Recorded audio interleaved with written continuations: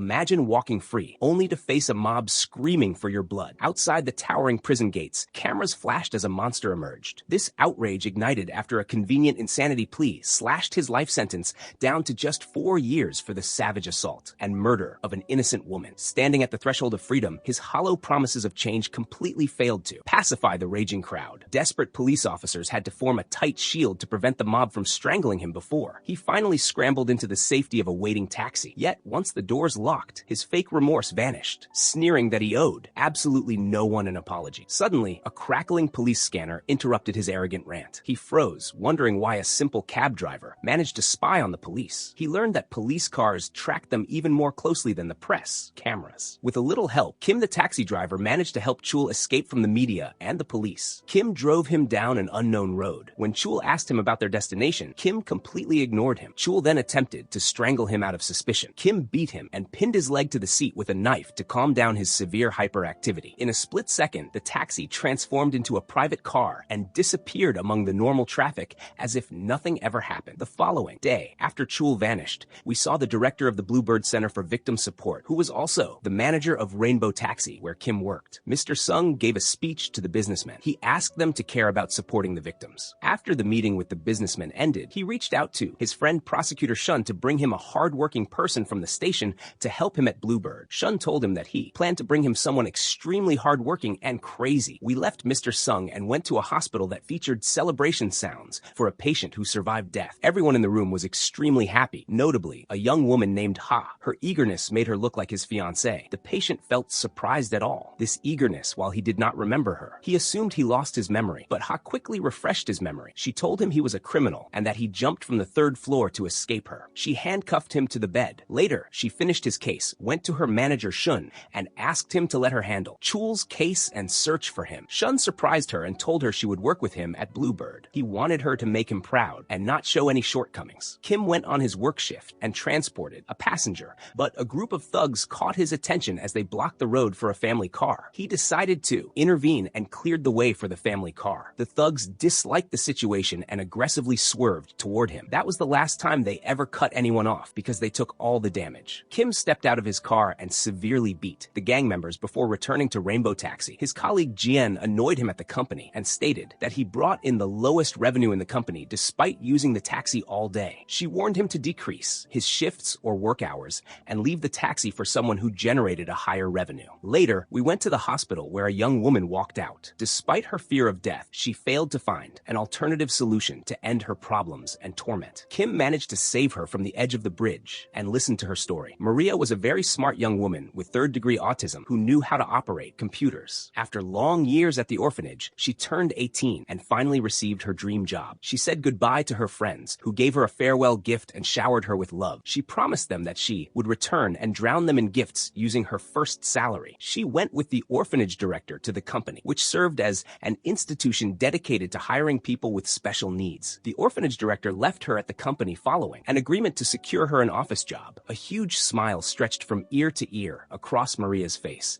but her smile faded a bit when she found out she had to clean fish, a task that terrified her. She tried to explain this to the assistant manager Yang, who told her to start with the fish before moving up to computers. Manager Chen arrived in person, and the smiles rapidly transformed into tears as the dream job became her biggest nightmare. The manager tortured her, insulted her, and threw her inside a barrel in a giant freezer. He threw rice at her constantly to teach her a lesson so she would follow orders without any objection. Every time she asked to return to the orphanage, he increased the torture and deprived her of food. After several days, inside the freezer, they took her out and dressed her in a worker's uniform. She sat there cleaning fish, unable to believe the reality that happened to her every single day. She thought deeply about escaping the manager's violence and his assistant's exploitation. The day finally came when she managed to escape. She found a police officer on the road and thanked God at last that she found a lifesaver. However, he turned out to be a hangman's noose that sent her back to Chul when he realized she worked for him based on her uniform. He received his commission from the manager and also entertained himself by torturing Maria. Kim listened to Maria's story and decided to help her. He gave her a coin to insert into an arcade machine, which dispensed a rainbow taxi toy. The toy asked her whether she wanted to take revenge or forgive. She chose revenge at that moment. The revenge team gathered to hear her story from Kim. They consisted of 5 members: Kim, the taxi driver and professional fighter; Sung, the company manager and the one who assembled the team; Jen, the company hacker who could defeat any device; finally, Tom, Tom and Jerry, or Park and Jang, who were exceptionally brilliant engineers but completely oblivious to everything else. Normally, as soon as Park and Jang arrived at the meeting, Kim showcased their new addition. They planned to add an armored part to his car that would allow him to smash through any wall he chose. The modification deeply impressed him. He went to talk to manager Sung about Chul. He told him he feared Chul's presence with Miss Baek because she was crazy, hot-tempered, materialistic, and an all-around criminal. Sung told him that people like Baek were the most suitable for Chul, and he absolutely deserved her treatment.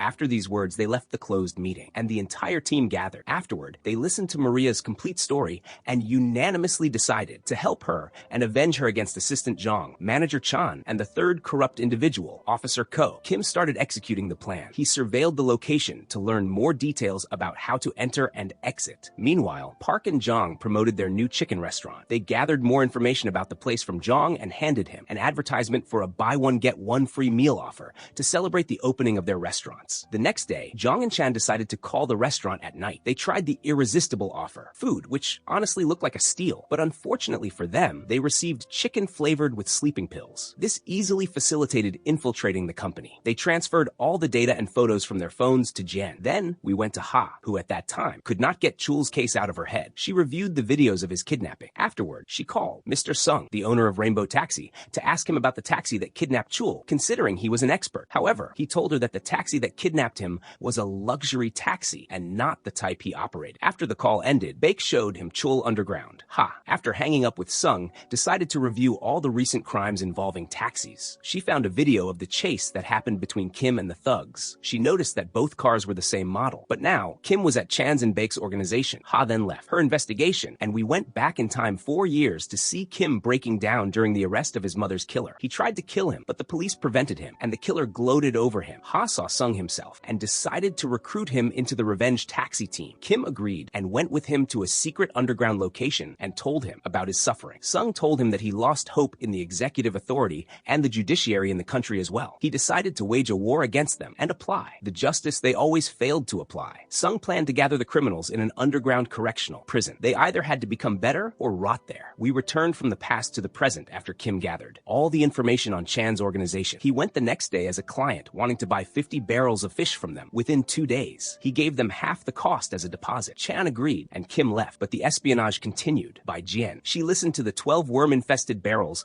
while he ordered Jong to distribute the worm-infested ones to the schools and prepare 50 barrels for Kim. Afterward, Chan and Choi, the orphanage director, met. They asked her about Maria, but she did not know her location. However, she told them that she called her once while she was eating, so she did not answer to avoid losing her appetite. Chul's partner distributed workers to them in exchange for 15% of the profits. She told Chan that her death would be a blessing because they had insurance for 400 million and they would gladly take their share. Sung made a move and went to her company. He told her that he needed a reliable person like her to help him. As soon as Hyok exited her company, she intentionally intercepted their path. He gave her a ride so they could discuss the work that would happen between them in his car. As soon as she got in, Jang electrocuted her, kidnapped her, put her in a barrel inside a freezer, and locked her in. Afterward, Sung burned the car along with her bag to hide any evidence, and Sung left. Sung then went to Baek to check on Chul. He gave her the money for holding him. Strangely, he saw Chul exercising inside his cell. Kim hit 50 barrels. Then, Jang prepared the order while wearing a mask and took all the goods. He returned to the company the following day and told them he would waive the delay penalty on the condition that they increased his order by 20 barrels and doubled the penalty clause. Then, we left, the two men blaming each other. We moved to the third criminal, Officer Ko. He received a message from an unknown number, stating that Maria jumped with joy. He rushed to the location without knowing what awaited him. Kim confronted him after installing the armored part on his car. Kim rammed into him until his vehicle flipped. Meanwhile, Ha reached the car that Sung burned down. It matched the exact same taxi Kim used to kidnap Chul. A call from her manager Shun interrupted her train of thought regarding the case. He severely scolded and insulted her. He ordered her to come to the station so he could continue berating her. After she endured a harsh reprimand, Sung saw her and sat with her. She asked him about the qualifications required for a person to drive this type of luxury taxi. He told her that a driver of this specific taxi type needed to be an ideal driver for 10 years without any traffic violations, while maintaining a very good relationship with the police. At night, we saw Jen amazed by Maria's skill level at work and how clever she was with computers. Jian invited her to lunch. Before they left the office, she saw Maria holding medicine. Maria told her they were just nutritional supplements. However, Jian felt deeply shocked when she realized they were birth control pills. Chan tricked the women and convinced them the pills were were beneficial. Jian called Kim to inform him about this tragedy while he headed out to hijack Zhang's fish truck once again. This time, he carried far more anger. He completely destroyed Zhang and the gang members he brought to help him. Kim stole the truck again, but he did not stop there. He took Zhang with him to the gang's headquarters. Kim revealed his true identity to him while torturing him. At the same time, he received a call from Chan stating that his assistant disappeared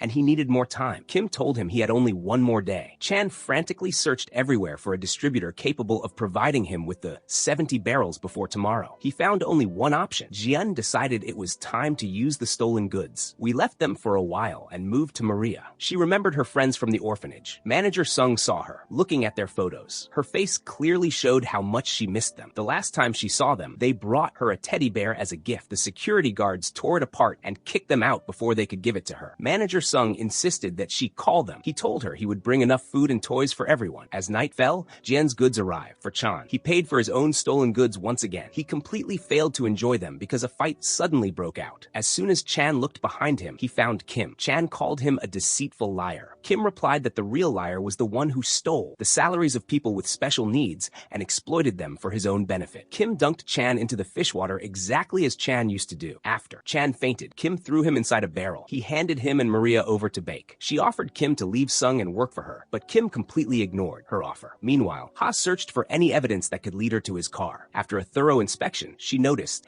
that a car exited the tunnel despite never actually entering it. She stayed up all night in her office, thinking about the case. Later, we saw Maria taking over the management of the fish company. Following Chan's disappearance, she reunited with her friends once again thanks to Kim. Finally, happiness showed on her face anew. The next day, we saw President Sung doing a promotional television interview for his Bluebird Center. He stated that negative thoughts constantly surrounded him when he considered revenge. He forgave the killer of his family and became able to live a much healthier life. Through his center, he planned to help the victims reach the same state. Baek watched the interview on television and said he deserved an Oscar as she monitored his prisoners. We then saw that Ha's investigations led her to far more questions than answers. She thought she would find the answers to her questions at Rainbow Taxi. However, as soon as she arrived, she parked illegally and disrupted their work. Kim argued with her and told her that she would not get any answers to her questions unless she parked properly. Manager Sung interrupted their argument. Ha felt deeply shocked when she saw him. She realized with surprise that he owned the place. She sat down to interrogate him and stated that the mysterious car that emerged from the tunnel was registered under the name Zhang. She asked if he knew this person. He replied that Zhang was his father, but he knew nothing about the car. She asked him about his father's current location. This question triggered his painful memories. Her manager Shun grew very annoyed and ordered her to go, apologize to Sung personally, and forget about Chul's case entirely. Ha left her manager's office and watched the recordings of Mr. Sung's family murder case. She felt intense remorse for asking him that question. She went to help him at Bluebird. She apologized to him for her lack of manners after she helped him at the foundation. Sung tasked Kim and Jian with giving Ha a ride to her house. Ha tried to improve the negative impression she left on Kim, but he and Jian ignored her completely. They imposed punitive silence on her. Even when she thanked him for the ride, he did not reply to her, and then they left her. Kim and Jian went together, and she invited herself to lunch with him because her house contained nothing but tons of stolen fish. After a short break, a new client appeared for the company, Min. He asked for fractures and bruises more than the healthy spots on his body. All this happened after his transfer to a new school. His mother worked very hard to transfer him there. His mother, a poor, mute woman who sold fish, marked the beginning of their bullying against him at the new school. From the first day, the rich students started hitting him and bullying him and his mother's job. This all happened because they saw him as a poor parasite whose social welfare allowed him to live in an environment not meant for people like him. They treated him like a slave at school. All his money belonged to them. During their free time, they beat him in every way. When they got bored, they threw him in front of a car. When he got tired of this, he went to complain at the station, which sent an investigation committee. The next day, the bullies visited him and threatened him. However, before the start of the next day, they threatened to kill his mother. This forced him to lie in front of the committee. He told them that his injuries resulted from rough play and nothing more. With all his heart, he wished he had a chance to make them taste their own medicine. Here, Kim showed him the same toy that Maria played with, and the new mission began. Sung stated that their minor status did not make their crimes any less dangerous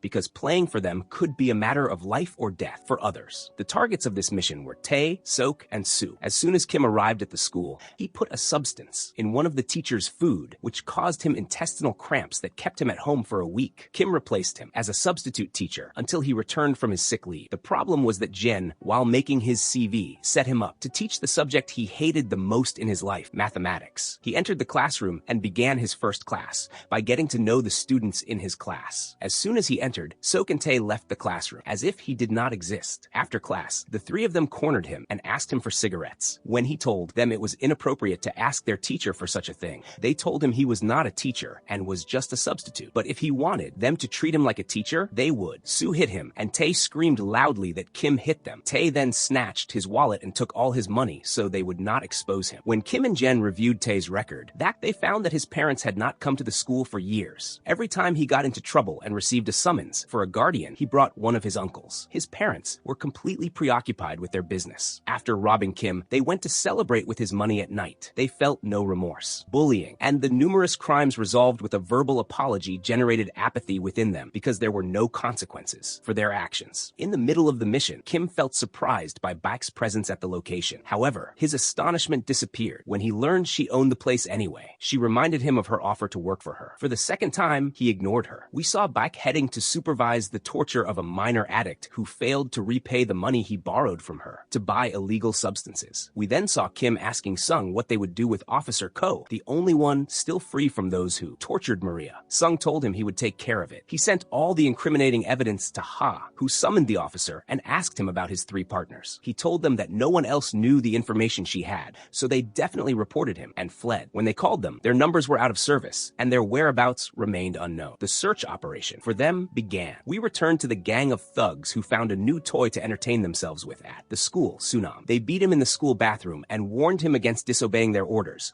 or else he would face Min's exact fate. Fortunately, Kim saved him from their hands when he asked him to accompany him to the teacher's room. At night, the three met together and decided to put this substitute teacher in his place. Soo suggested beating him while he was on his way home, but Tae had another plan. The next day, their plan began. They dragged him to the library and arranged with a girl to wait for him there while he was away from his desk. They put inappropriate photos of this girl in his bag. The girl had to execute Tae's plan. As soon as Kim exited the library, the girl came out looking disheveled with messy hair. She screamed, pointed at him, and claimed her photos were in his bag. After the scandal became public and everyone treated him as the accused, the principal called him and demanded to meet him in the classroom. On his way, he surprised the guys with a wink. As soon as he entered the classroom, the principal blamed him for not keeping track of his class. Well, the principal opened Tae's bag and found inside it the photos of the girl who was in his office. What happened after Kim left his office was that Jin monitored everything. As soon as the gang team got distracted by Kim, she transferred the photos from his bag to Tae's bag. As soon as she left the classroom, she called the principal to report Tae. Before leaving the school, she spoke to the actress girl on her way to class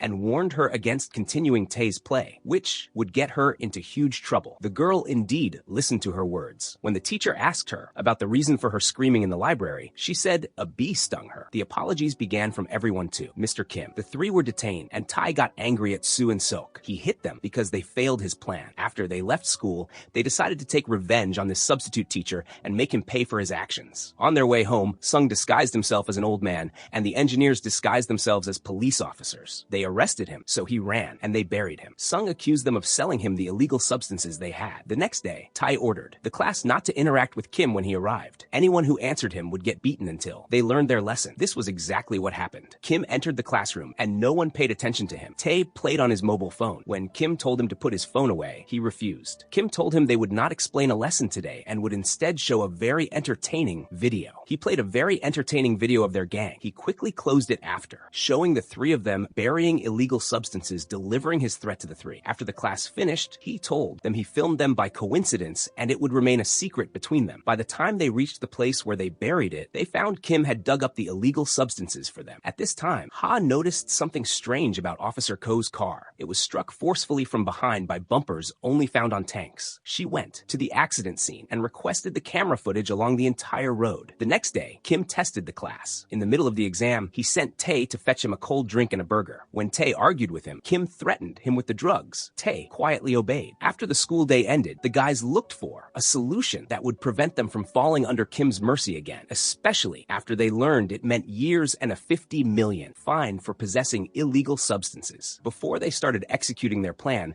they were surprised to find Kim sitting with Tae's father, playing a game. Kim entered Tae's room with them after the game and told them he wanted to borrow $1.5 million from each of them, or else the police would take multiples of that amount from them and rot them in prison. Tae told him he would prepare 50 million for him, not just 4.5, but he would determine the location and time to hand it over. Kim agreed, and the promised day arrived. Kim went to the location they agreed upon, but he did not find the three alone. He found them with all their fake uncles, the gang that protected them. Kim used them as punching bags. The strongest among them took 4 hits. He met the boys first. Tae threatened to jump from above him. He executed the threat and threw himself down. Kim went to Sok and Soo, who begged him not to kill them like their friend. He spared them on the condition that they confess all their crimes at the station. He threatened them that if they escaped, their fate would be worse than Tae's. Of course, Tae was not dead or anything, because before Kim pushed him, Jong and Park secured his landing spot. Now he was a prisoner inside a bakery. Kim told him he could eat anything in this bakery. Everything. Here was a gift from Min. He told him this was the last time he would steal food from him, and every piece not eaten in the bakery would cost him 1 million until he gathered an amount to compensate for the physical and psychological pain he caused. Min. He told him if he did not have the money in the end, he would work all night after school, and with his salary, he would provide the amount before his conscription date. When he complained and said what happened to him was ridiculous, Kim told him it was not as ridiculous as his bullying of Min and all the students whose lives he turned into hell. If he tried to escape, Kim would catch him and make him pay 10 times the required amount, and then even his whole life would not suffice as compensation. After Kim achieved justice,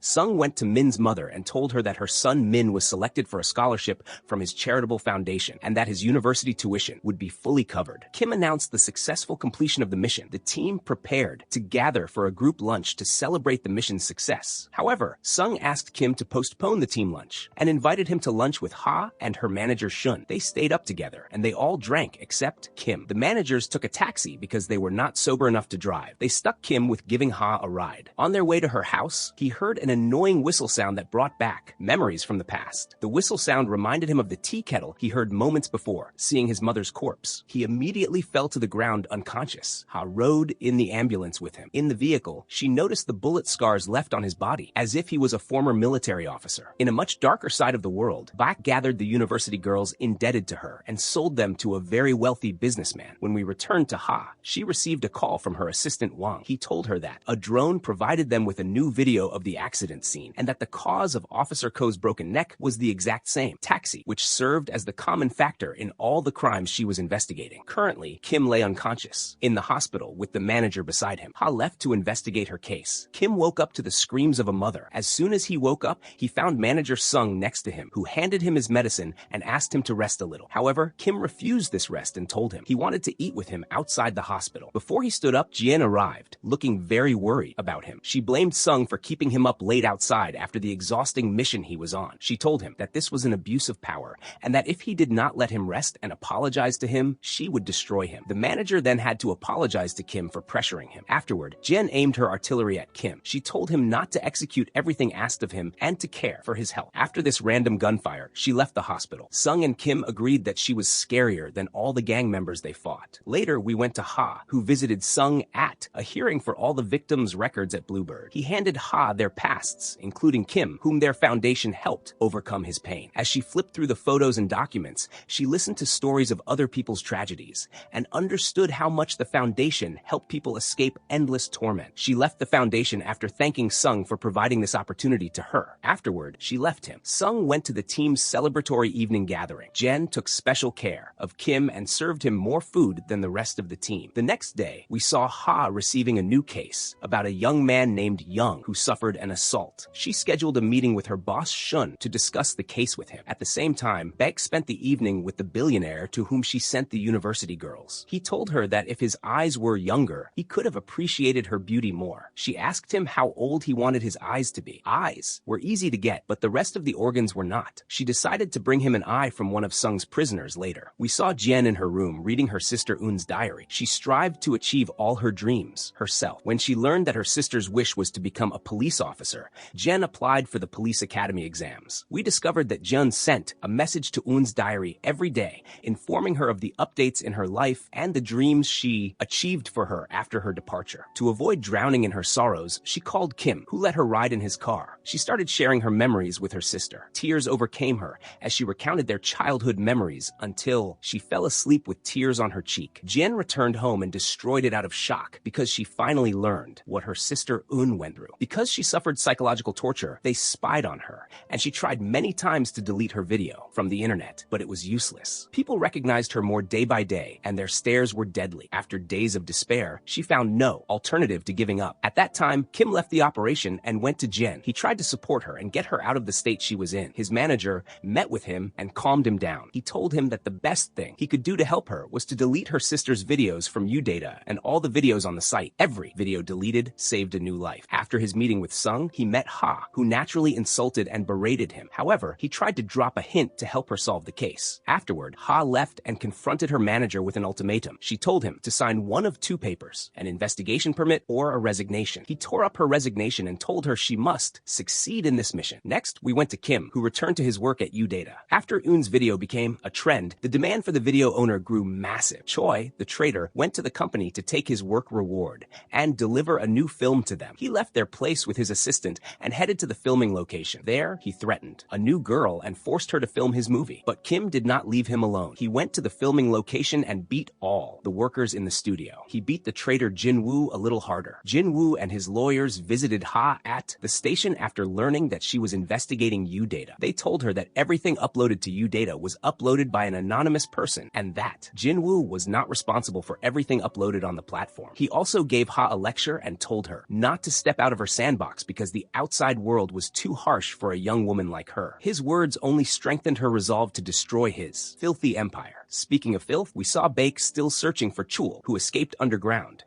His tracking device could not pick up his signal. She was in a great hurry to find him because she would not be able to prevent Sung from visiting her prison for much longer. She also could not stall the billionaire who needed Chul's eyes. Then we saw Jin, after entering the same psychological state as Yoon, trying every day to delete her sister's videos from the internet, but the matter was impossible. It was a regenerating cancer. Every time she excised a part, a larger part grew in its place. Jen's psychological state reached a severe phase. Awake or asleep, she had nightmares about her sister every day. At this time, Kim tried to execute Sung's plan and deleted all the videos from the server, but it truly was a cancer. In seconds, all the videos returned. Naturally, the company was not asleep at the wheel. They noticed what he did, which only stopped them from breaking his head. After Ha arrived, as soon as she entered the planning room, she found the videos had disappeared. With Ha's arrival, Kim managed to justify deleting the videos by saying he feared for the company's interest and knew she was coming. He deleted all the evidence, so Jinwoo forgave him for what he did. Working without Jen was much harder. In another place outside the company, Ha blamed Kim for the fake information he gave her. He told her the information was real, but the company had a secret upload server containing all the suspicious data,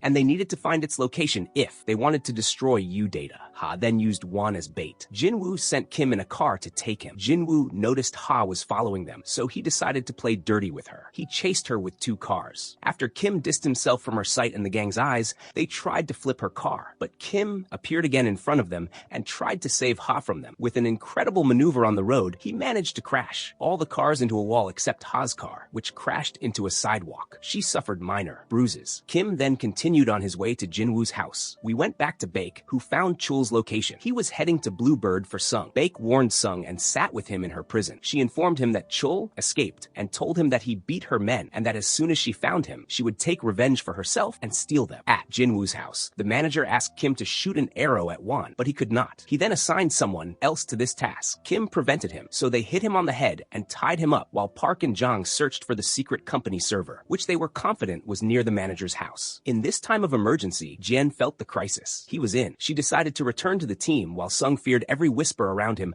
after Chul's escape. Jen surprised them with her return. We saw Ha, after escaping death, continuing the mission and going to rescue her agent Won. Jen returned, and who else could find the secret company information? As usual, she had a plan. Park and Jong did not just stand by and watch. They decided to help Kim and entered the prison with him. They threw themselves at someone stealthily. Jinwoo arrived moments later to ask him about his secret and whether he was conspiring with Ha against him. He told them they were incompatible and that his secret was that he was a taxi driver who wanted to know the secret server's location. The manager lost his temper and ordered Kim beaten. At this time, Jin stood up and resisted her torment because to find the server's location, she had to increase the pressure on and increase its transmission and reception. She began spreading her sister's video widely on the server. With the increased pressure, she managed to pinpoint its location and promised her sister she would finish off everyone who tortured her. At this time, Kim wasted time with the manager and provoked him so that while torturing him, he would have time to cut his rope. The manager, exhausted from beating him, took a break. At this moment, Kim heard Jiun's voice again. She told him she found the server and asked him to end her sister's pain. He loudly promised her he would destroy the company. The manager heard him, and before he shut up, Kim hit him in the face and turned his entire team into shawarma. He grabbed a dumbbell and used it to smash anyone who stood between him and Jinwoo. While Jinwoo looked for help, he was shocked to learn that Ha was on her way to him with a search warrant. After Ko and all his men hid,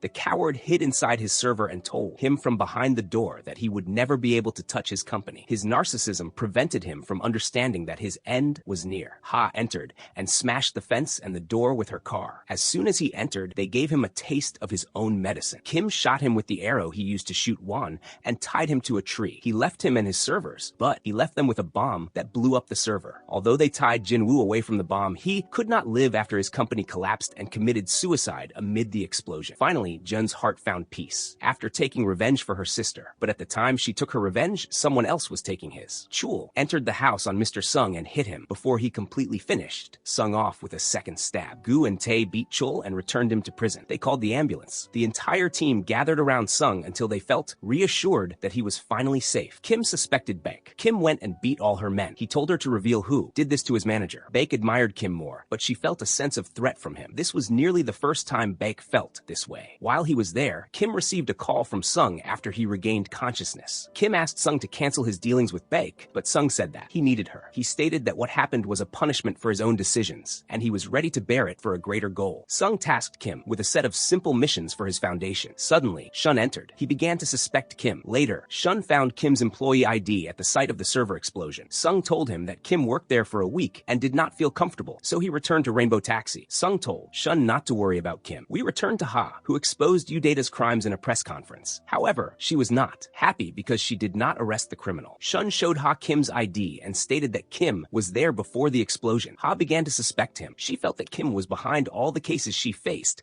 but she lacked evidence to support her feeling. We saw Kim afterward as he completed the minor tasks Sung assigned to him. At night, Ha visited Kim for a heavy interrogation. She interrogated him as a member of the planning team. Kim told her he resigned and knew nothing about the company since he left. She produced his ID card, which was found at the crime scene. She asked him about the last time he saw it. Kim said he last saw it when he threw it away after his resignation. Kim kicked her out of his apartment. Before she left, she asked if he had a car other than the taxi. Kim said no. Ha called him a liar. She was certain of his lie because she saw multiple car keys in the apartment. She left his apartment and immediately asked Wang to bring her Kim's call records from the day of Chul's disappearance until the day Jinwoo disappeared. We left the investigation for a while and went to the foolish Zhang, who was scammed over the phone. A person posed as a police officer and stole 5 million from him in minutes. When Zhang went to the station to report it, he found dozens of people who were scammed in the same way or through similar methods. These people were in a more difficult situation and needed the money more. Zhang and Park were deeply moved by what they saw,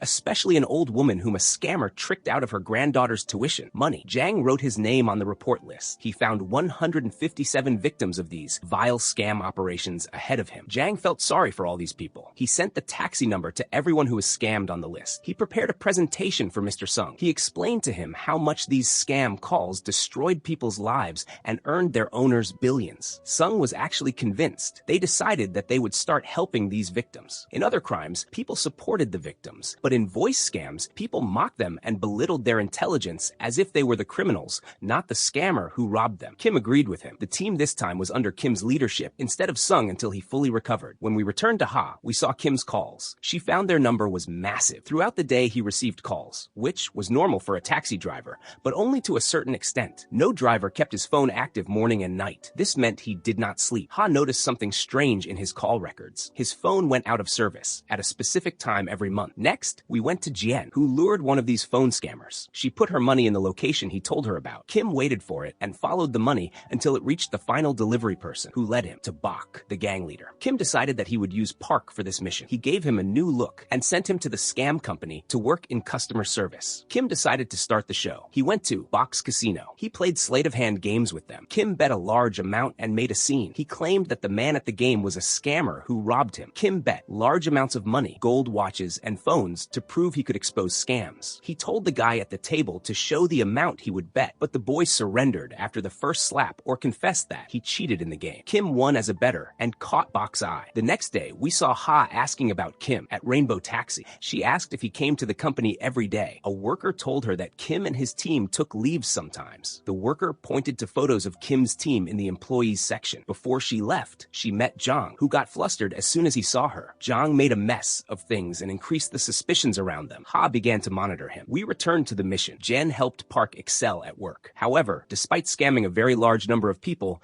Park provided a very small amount of money. The blame fell on his trainer. Now, a shortage of mobile phones occurred because they used each phone for only one operation. Only their supplier failed to provide new phones for 2 weeks. Kim's name immediately came up because he wanted to bet on phones at the casino. Bak was forced to deal with him, but Kim told her that he agreed to deliver the phones to her competitor. He claimed that a real man never broke his word. Suddenly, her competitor walked in. When she kicked him out, he insulted and threatened her. He even tried to hit her, but Kim stopped him. Kim told him that no man should lay a hand on a lady and commented on her beauty. Kim broke a chair over him and canceled their contract. He delivered the phones to Bak while flirting with her. After she got away with stealing Chul's eyes, Baek liked the idea. She decided to exploit the presence of Sung's prisoners in her custody. Park talked to Jian in the bathroom, but Bak caught him. Before Bak could kill him, Kim intervened and told Bak that Park was an officer. Kim saved his life. When she asked how he knew, he told her that in his old job, his bank accounts were wiped out and all his men were arrested because of Park. Kim asked her for the honor of killing him. He put Park in a barrel and threw him into the sea. He did not miss a chance to flirt and stay close to Bak. He told her to leave the dirty work to him. Park did not stay in the sea for long, as Jang rescued him before he drowned. Jan managed to disrupt their operations using Kim's phones. She identified the bank account number where they transferred the money. She only needed the password. Meanwhile, Kim went on a date with Bak and got closer to her. He peeled shrimp for her. When she said she did not trust him, he replied that caution was necessary. He claimed it was the reason he escaped Officer Park in his old job. He insisted that she eat the shrimp from his hand. The target officially took the bait. At night, the team tried to divert Ha's suspicions after they learned she was monitoring Jang. They went fishing together with their phones turned off, so she would not suspect they were up to something while their phones were out of service. However, Ha did not give up easily. The next day, she monitored Kim, and the restaurant led her to Bak. When Ha asked if she had seen Kim before, Bak lied to protect him. When Bak saw Kim later, she found him sitting with Jang. Kim told her that Jang was the person who would help him flee the country because a policewoman was targeting and monitoring him. She said goodbye with tears in her eyes over their brief romance. He met her again at the bank before he left. He asked her to hold his bag while he went to the restroom. The bag contained a camera that allowed Jen to discover the password. Bak then went with him to the port to say goodbye. He saved his number on her phone and gave her a recording of him killing Park to serve as evidence of her innocence if anyone questioned her. This time, Bak could not hold back her tears in the face of such perfect acting. When she returned to the bank to check her funds, she received the shock of her life. She found that her entire fortune of $3 billion had vanished. Her account did not have a single penny left. She found no one to turn to except Kim, the only person she thought was not greedy, since he claimed to have faced the same situation in his old job. She asked him to take her with him on the boat. He told her that he did not have enough money for both of them to travel. She told him she had the last of her savings in an emergency account. She placed the money in the same spot where he kept his. As soon as she turned her back, Jang took the money while she headed to the boat, hoping to find her beloved. However, her hopes were dashed when she found her employees waiting with a recording of her calls with Kim. In the recording, she stated that she had a secret account. They demanded their salaries, but there was no money left. The 4 bankrupt scammers were now stranded in the middle of the ocean. Kim appeared outside and explained how he discovered her password. He revealed how he tricked her while saving his number and deleted all the withdrawal notifications from her phone. He told her that perhaps his betrayal of her trust would make her empathize with the people whose trust she had betrayed. He left her to sail toward the Indian Ocean. All the victims, including Jang and the old woman, received their stolen money back. However, when Ha learned that more criminals had disappeared, she monitored Kim. She filmed him entering Sung's house in his taxi. While Kim was at Sung's house, Sung told him to watch Baek more closely. Kim went to Baek and asked about Chul. She claimed she killed him and that it was a small price to pay for her service and for saving his life. Regret haunted Sung as he realized the danger of choosing Baek to guard his prisoners. The next day, Ha asked Shun if there were any serial killers in the prison. He mentioned the insane Chul, who killed 20 people, including Sung's family. Chul believed he was kind to his victims and deserved divine forgiveness because he killed them with a hammer instead of a knife, providing a quick and comfortable death. Ha could not stand to sit with him for more than 5 minutes. She left him before she could get sick. Then she went to her manager and showed him all the locations where the taxi was spotted. She told him the car belonged to Sung's Sung's father, who denied any knowledge of it. She proved he lied when she filmed the taxi entering his house 2 days prior. She demanded a search warrant for the house of Sung's lifelong friend. Shun reluctantly agreed despite his affection for his friend, but the evidence was overwhelming. He eventually issued the search warrant. Shun sat with his friend and explained the situation. He told Sung that he was a suspect in the disappearance cases and that a search of his apartment was unavoidable. Tofen. The police arrived after seeing Kim enter with his car. Jin and the team were surprised by the officers at Sung's door. They entered and searched the apartment, the garage, and every corner, but they failed to find the team's hideout. At night, Ha requested to meet Kim and told him she was certain he caused the disappearance crimes. He replied that this made him despise her inadequate law. Even if she was certain of the criminal's identity, without physical evidence, she could not achieve justice. This was exactly why people like him were a necessity for victims who would not accept insufficient evidence as a justification for their family's deaths. The following day, Ha met Sung in Shun's office and apologized for searching his house. Sung sat with Shun and assigned him a new support mission for a victim whose son died and his body went missing. Ha handled and investigated this same case. She took the case from the officer who failed to find any evidence, although he insisted the killer was Youngtae. Ha told him that if she did not find the body, she would not be able to provide any conviction. Meanwhile, Father Ko rode the taxi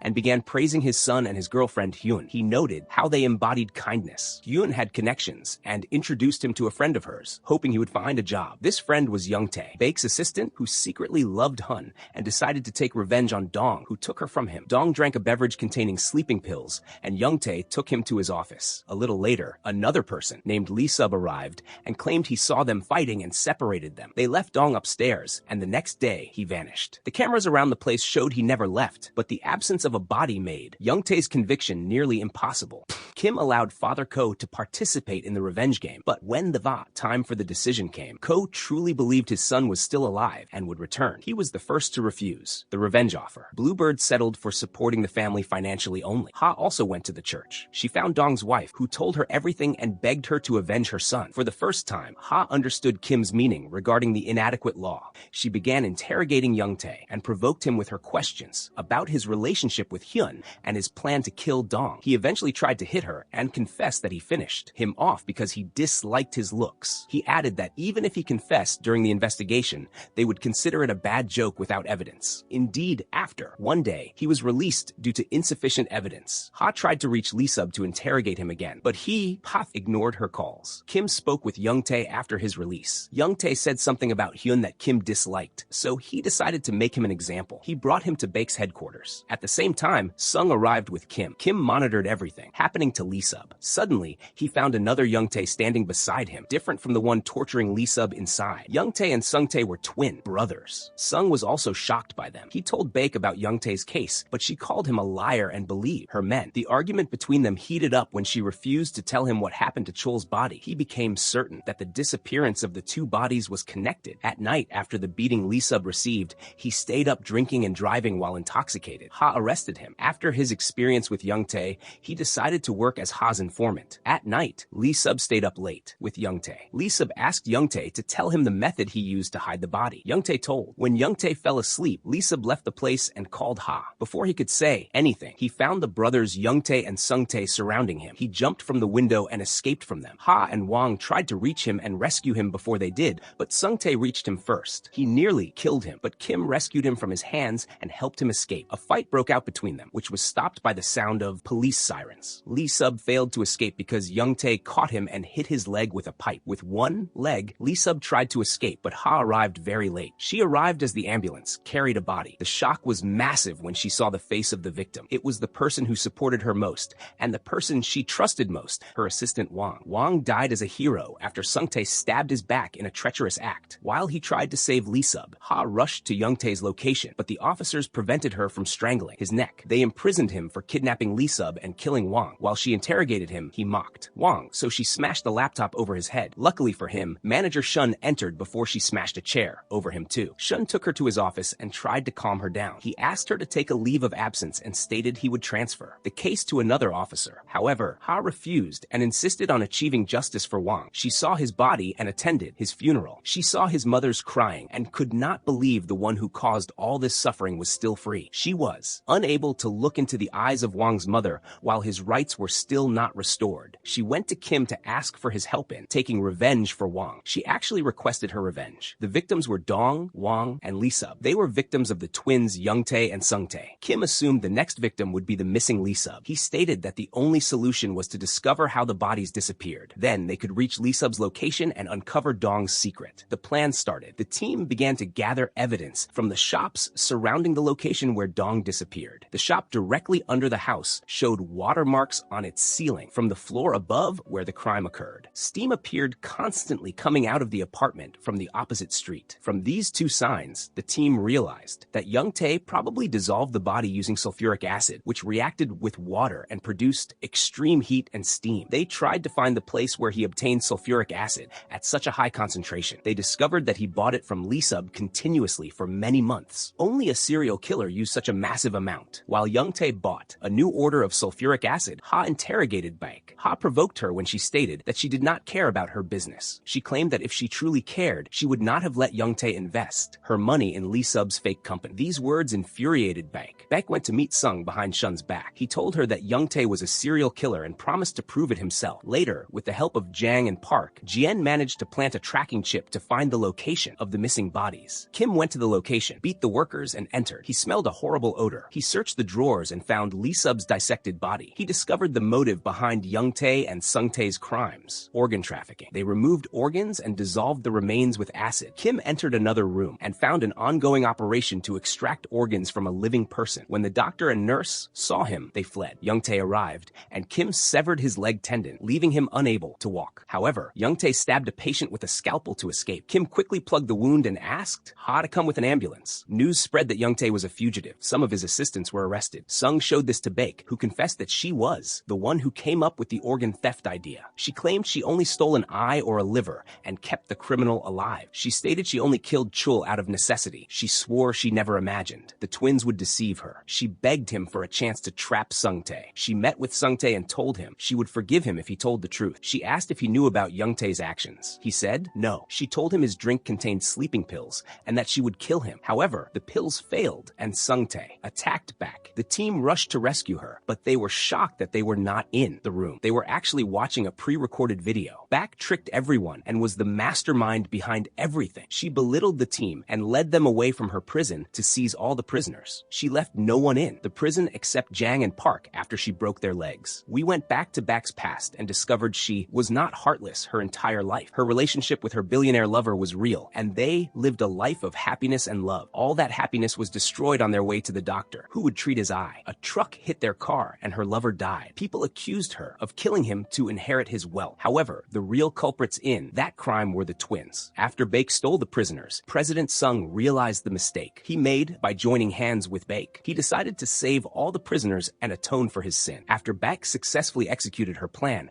Ha summoned her as a witness to find Youngtae. However, most questions focused on Baek herself. Baek left after the investigation ended. Ha immediately received news that Youngtae stole a car and escaped in it. Jien reached the location of the prisoners at the embassy of the Bahamas. Anything inside that location was outside Korean borders, so the police could not search it or take anything from inside. However, Kim was not the police. He entered the embassy after his team cut the electricity for 3 minutes. Seconds later, Ha arrived and entered the location as an ordinary citizen. She manipulated the ambassador and told him she knew about his strong relationship with Baek. She stated Baek advised her to visit the embassy to check on her trust. These words infuriated the ambassador, who called Bak to berate her and demanded she had to come and take her trust from him. Baek got very angry when this message reached her and prepared her car to go to the embassy. At that time, Kim threw smoke bombs in the embassy to clear it using the fire alarm and searched for the prisoners. However, an unexpected surprise met him. Youngtae, as soon as he caught a glimpse of Kim's face, panicked and tried to escape, but his broken leg failed him. Kim caught him and asked him about the prisoner's location. When he refused to answer, Kim gave him a severe beating. Kim took him in a fake ambulance. Ha noticed there were 2 ambulances at the scene, so she chased Kim's car, but the traffic prevented her from catching him. Later, we saw Sung setting his terms in the negotiation. He offered Youngtae to Baek in exchange for all his prisoners. He did not accept any compromise and told her if she tricked them, she would never see him again. Since troubles never come alone, the prisoners escaped. 2 of them managed to free themselves while the guards were distracted. They beat them and freed all the prisoners. Manager Chan, the manager of Maria, became free and had no desire in his life except for revenge against Kim. When Sungtae called the guards, one of the prisoners answered him. Here, Baek regained her composure and tried to convince them that that she was an ally, not an enemy. She claimed she was trying to free them at Rainbow Taxi, Kim's workplace. At night, Ha visited Kim and asked him to give her Young-tae and abandoned her request for revenge,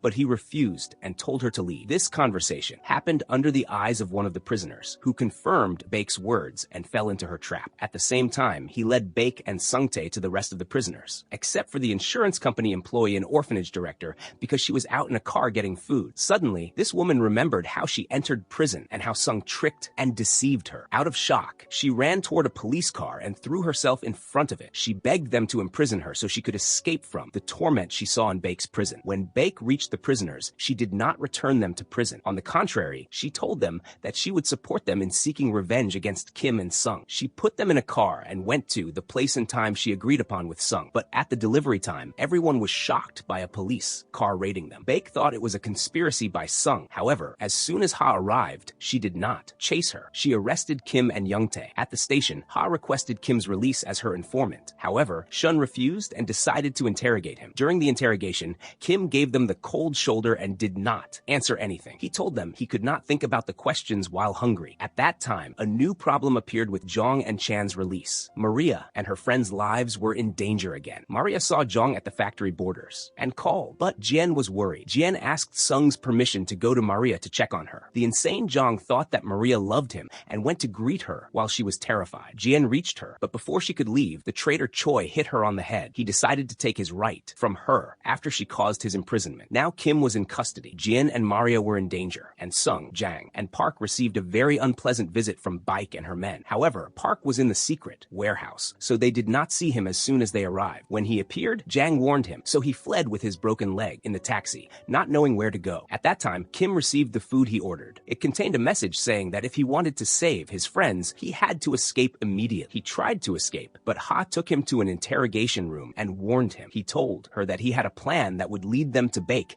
and showed her the message he received in the food. She helped him escape when he promised her that he would let the law take its course and bring her all the suspects. He left the station and found Park in front of him. He took him in the taxi, but minutes later, he received a call from his manager's phone with Baek's voice. She ordered him to come to Sung's house alone if he wanted to save them. He obeyed her order, but before he went to her, he brought special equipment from a secret warehouse and returned to the hideout. He returned with a trick. Park dropped them off in the taxi at the main entrance, while Kim entered from a back door, so he could turn the lights off. Thus, he gained an advantage over them with his goggles that had the night vision feature he brought from the warehouse. He exploited their blindness and eliminated the entire gang except for one. The one he left told him that Sung and Jang were on their way to death. At gunpoint, Kim made him respond to Sung-tae. He learned from their talk that Jian and Maria were in danger. He discovered they were in a warehouse where Choi filmed his videos. Immediately after, he called Baek. She threatened him and ordered him to go to the prison immediately. Park suggested that Kim go to Jian to save her, while Park would stall and buy him some time with Baek. Indeed, they left in two taxis. The first taxi contained Park, who transported Chan, and the second taxi contained Kim, who headed to save Un. Although Kim drove at maximum speed, the first 5 minutes since the call passed. Baek prepared Jang to cut off another of his fingers,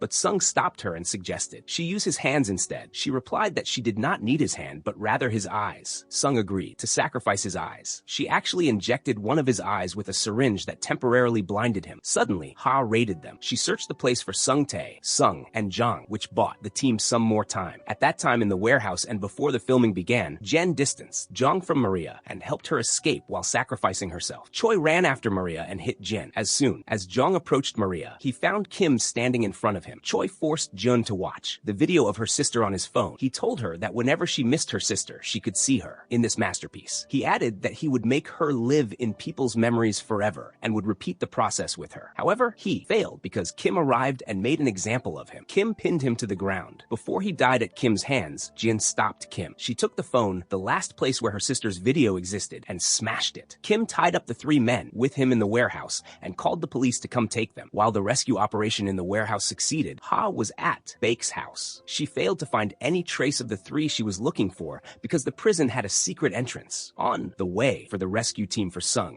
and seconds before Kim met Park, Chan crashed into Park with a transport truck, thinking it was Kim. Kim pushed Ko away from Park and tried to wake Park up. Jian called an ambulance. While they were distracted, Chan hit Park with a sharp object. Park woke up a bit and told them he was fine, and that they must save Sung and Jang. He stated that they were the priority. While they were busy with Park, Chan took the car they crashed with and escaped. escaped. Anger moved Kim. He put a painkiller on his wound and chased Chan in his car. He drove head-on at maximum speed. Kim jumped into the car at the last moment before it flipped. The car flipped with Chan inside. Afterward, Kim rode Jen's motorcycle and went to Baek. He could barely catch his breath. He asked her to take Park to the hospital. At that time, Baek offered Sung one final deal. She offered to give him his freedom and let him work with her again if he handed her the criminals while she saved people's lives using their organs. Sung spit on her and her offer. He told her that he might be stupid or hot-tempered sometimes, but he would never be a monster. He preferred that she finished him off rather than selling his soul and trading in people's bodies. Kim finally reached the prison moments before she killed them. After he eliminated most of the army at the location, he surrendered to her when he saw the knives at Sung's and Jang's necks. Sung-tae beat Kim. Kim waited for the right moment when Baek let her guard down while he lay on the ground. He put his knife at her neck and ordered her to free his team. She resisted at first, so he drew a line on her face and promised her that if she hesitated again, the second line would be on her neck. She released Sung and Jang. Kim continued beating her men, but Baek managed to escape him when Sung-tae hindered him. Sung-tae fought Kim and focused on his wound. He was about to kill Kim and his men until the rescue arrived from Ha. She arrested Young-tae and all his men. In the middle of the chaos, Kim stole a police car to continue his chase for Baek. He caught up with Baek at her boat where she wanted to escape. He reached her while she sat waiting for him. He could not catch his breath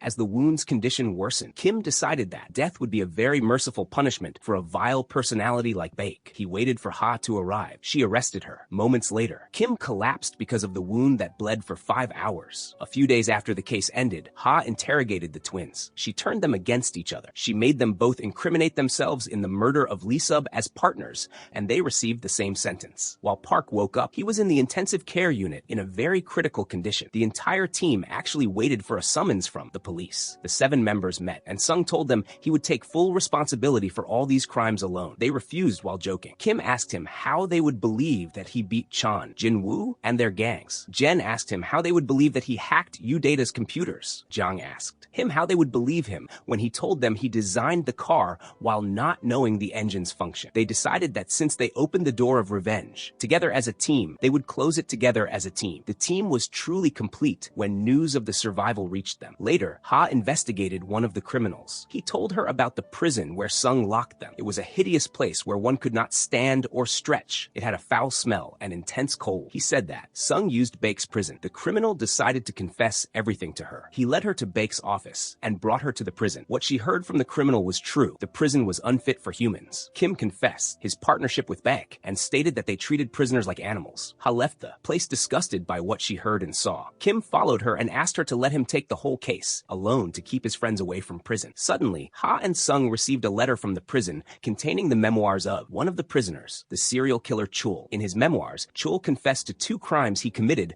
on the night Kim's mother died. That was the night Chul left prison for the first time after a 16-year sentence. The crimes included murdering a girl in middle school and murdering Kim's mother. Ha investigated the middle school girl's case and discovered that the DNA found at the crime scene actually belonged to Chul. An innocent person was framed for this crime and imprisoned for 15 years for no reason. At the same time, Shun talked to Ha about Chul's crimes. Chul beat a guard who tried to save him when he faked an epileptic seizure. Chul then went to Sung, who asked him about the reason he killed the mother. Chul said he did not kill for reasons. He killed to enjoy himself. He saw himself as the center of the universe and others as marginal characters in his life meant for his pleasure. Later, Shun and Ha apologized to Lim, who was wrongly imprisoned and whose life Chul ruined. They told him that they unfortunately could not punish Chul because the statute of limitations expired. Then, Lim decided to call Sung's number. Kim answered, and Lim begged him to take revenge because the law stood helpless and failed to restore his rights from the one who ruined his life. Kim asked Sung to let him execute this mission. It would be Kim's last mission. Sung agreed for it to be their final case. Kim went to Lim to hear his story. A bored criminal and a corrupt detective wanting anyone to take the blame cost Lim his wife, daughter, friends, job, and his life. Lim told Kim he wanted Chul to lose everything dear to him and let regret destroy him. Lim wanted an apology for ruining his life. Ha interrogated Chul again after, confirming that Chul committed the first crime. She asked him for proof of his second crime. Chul said his proof was the victim's last words. Chul stated that as soon as her son heard her last words, he would know Chul was the killer. Ha contacted Kim Kim and told him that someone claimed to have killed his mother. She asked him to verify if Chul was lying or truthful and scheduled a new interrogation with him. Kim broke down when he heard his mother's last words from Chul. Chul laughed while saying those words. Kim tried to reach for Chul's neck but collapsed from shock. Chul told him he changed his killing method because he knew Kim was near and his mother saved him when she wrote that he was coming with friends. Without that lie, he would have killed them both. We saw the guard Sehun whom Chul hit. Sehun was sad, not because Chul hit him,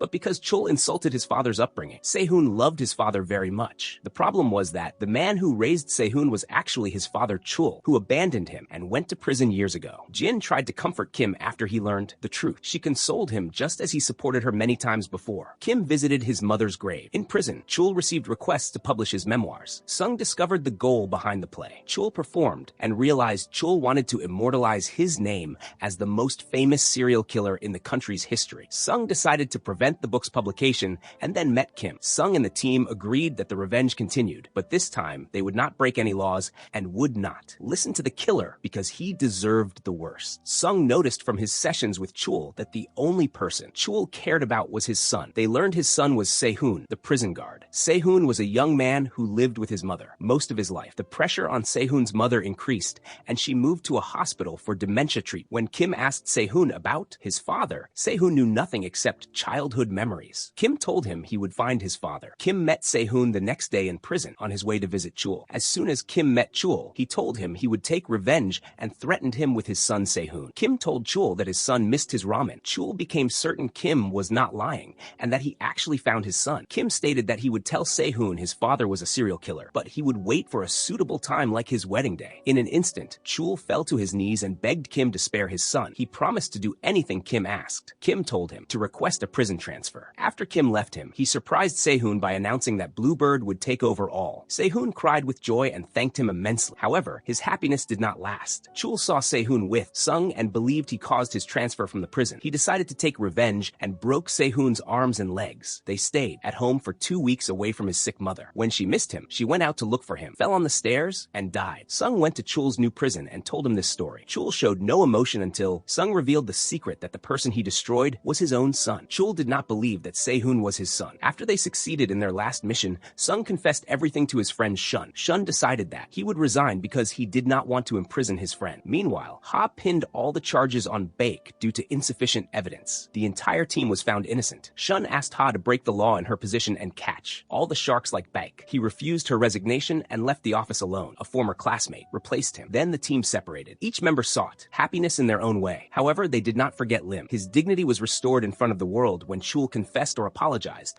and expressed his regret in court. Lim returned to his family and his life. The twins received life sentences and Baek received 20 years in prison. But as soon as one criminal disappeared, new ones appeared. It seemed that the team's vacation would not last long. This time, a new player joined the team. Everyone likely knew who it was. The first part ended and the second part began. Goodbye. The morning was not good at all according to Seoul local time. Our story began with 3 prisoners jailed for assaulting women and publishing the videos of their crimes online. The trio was on their way to appeal their 3-year prison sentence. They expected a reduction to a fine after the appeal and planned to return to their filthy work. But on their way to court, a silent prisoner accompanied them. His first words were, "Fasten your seatbelt." Seconds later, the transport van flipped over. The silent prisoner took them in his taxi. I do not need to name him. Jang and Park flipped the van and Kim took them in his taxi. He gave them a yellow drink. When they woke up, they found themselves in a deserted area with no phone signal, and they held an officer's weapon. Within seconds, police surrounded them. The release they expected after the appeal was delayed for 20 or 25 years. Manager Sung thanked Ha for helping him enter the prison and execute his plan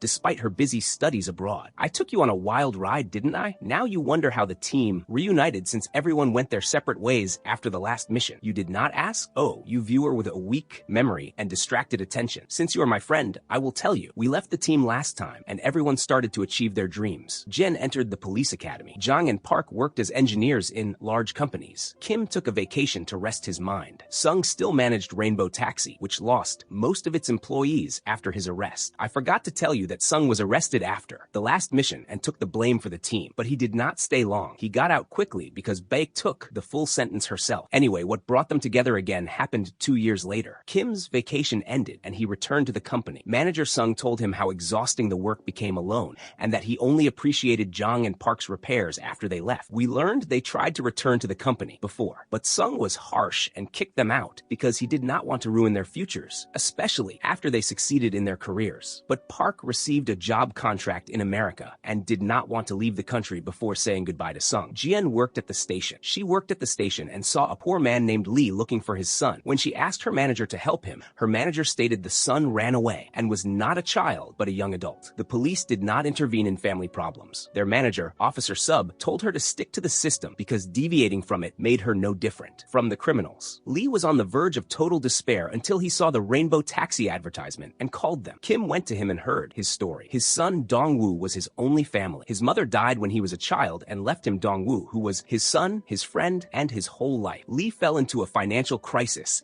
and could no longer pay the restaurant rent. Dong-woo told Lee that he received a scholarship from abroad. Lee prepared Dong-woo and dressed him in a stylish suit with his name on it. Lee felt extremely happy to see his son become a man. Before Dong-woo traveled, he set Lee's watch for medication times and promised that he would call every day to check on him. After a short period, his news stopped entirely with no messages or even a call. Lee asked Dong-woo's friends about him and was shocked to learn that Dong-woo left college after he accepted a job abroad. Lee's anxiety increased, so he traveled to Vietnam to find his son. Lee went to the company's location but found only an abandoned building. Lee went to the police to report his son as missing. Officer Sub at the station shocked Lee by stating that Dong-woo called the embassy and said he did not want to see his father. They said that in this situation they could not help him. Lee refused to believe this information and started to distribute flyers hoping for news about Dong-woo's location. 10 full months passed without any leads. On top of that, Lee received a message from Dong-woo stating that he intended to end his own life. When Lee went to the station with it, Sub confirmed that Dong-woo wrote it in his own hand. From here, the search for Dong-woo began. Kim noticed a strange pattern of scribbles at the bottom of the message. When Kim analyzed it, he discovered it meant "save me" in Morse code. Dong-woo was being tortured and his captors forced him to write his suicide note. Rainbow Taxi suffered technical problems in the beginning, to the point the garage door was stuck. The absence of Jang and Park was very clear. Kim faked a CV that mirrored Dong-woo's exactly and sent it to the company. The company accepted Kim in less than a day, and he traveled to Vietnam for the first Rainbow Taxi operation outside Korea. Kim brought his high-tech glasses, which was a new piece of equipment that recorded everything it saw. The glasses included a microphone to facilitate communication. Sung monitored everything from Korea on the computer, and the team tasked Jen with the mission of identifying all the characters Kim met along the way. When the operation started, Jang and Park arrived at the company to greet Sung, but did not find him in his office. Jang found Dong-woo's disappearance flyer in a drawer, so they rushed to the secret headquarters. As soon as Sung saw them, he kicked them out again. However, they noticed the tension Sung was in and knew he was working on a mission. They went immediately to Jin to tell her about their discovery. Jin was busy and used her work access to gather information. Kim went to the airport, Chundiwon, and a man met the recruits and took them to a ship. The man made grand promises to them. The man told the recruits they would eat shrimp every day and live in luxury. They arrived in Vietnam. The man took their phones and gave them Vietnamese numbers. He put them in a pickup truck. In the middle of the road, a car full of thugs intercepted them. The thugs took the recruits and hung them by their feet in a place that resembled a butcher shop. They were beaten severely until someone claimed them. The thug who kidnapped them ordered them to learn programming from scratch and design a gambling app. Whoever did not learn was beaten until they did. On the way to his cell, Kim looked for Dong-woo everywhere, but did not find him. Kim planned to retrieve his confiscated glasses to locate Dong-woo. While Kim sat in his cell, Jang and Park tried to find out about the company Dong-woo traveled to so they could reach Kim and help him. They caused a scene at the station and Jang got arrested. They obtained the necessary information. When the scene returned to Kim, he was in the same cell that previously held Dong-woo. Kim read the messages Dong-woo wrote in the pages of a programming book where he prayed for his father to save him. Kim broke the mirror in his room and used a shard of glass to monitor what happened outside his cell. Kim noticed one of the prisoners escaped, yet no one chased after him. Kim understood from this that they surrounded the area very well to the extent that the whole forest belonged to them. Indeed, the escapee reached a restaurant and asked them to inform the Korean embassy about his kidnapping, but the owner informed the thugs who sent men to take him back. At that time, Sung was completely lost in the office and did not know how to handle the computer at all. By the time Jian reached him, Sung had accidentally triggered an emergency and crashed the computer. Jian entered, shocked by the chaos. She resumed her mission before Sung caused more damage. Kim then picked the lock of his cell. When the thug leader Toshik arrived with the escaped prisoner, Kim used the noise to retrieve his glasses and escaped. He managed to communicate with the headquarters finally. Kim felt happy to hear Jian's voice, and she was happy to see him safe without serious injuries. Kim told them about what he saw inside and how the thugs forced them to design a gambling gambling program. He asked Jian to help him with the homework. Jian designed the program for him. At that time, Zhang and Park arrived in Vietnam after they discovered the company's headquarters. As soon as they arrived, they got lost despite having a map of the area. They went to a place where they met an old friend, Bok, the queen of voice phishing. She was extremely traumatized by what Kim did to her. She dreamed of the day she would take revenge on him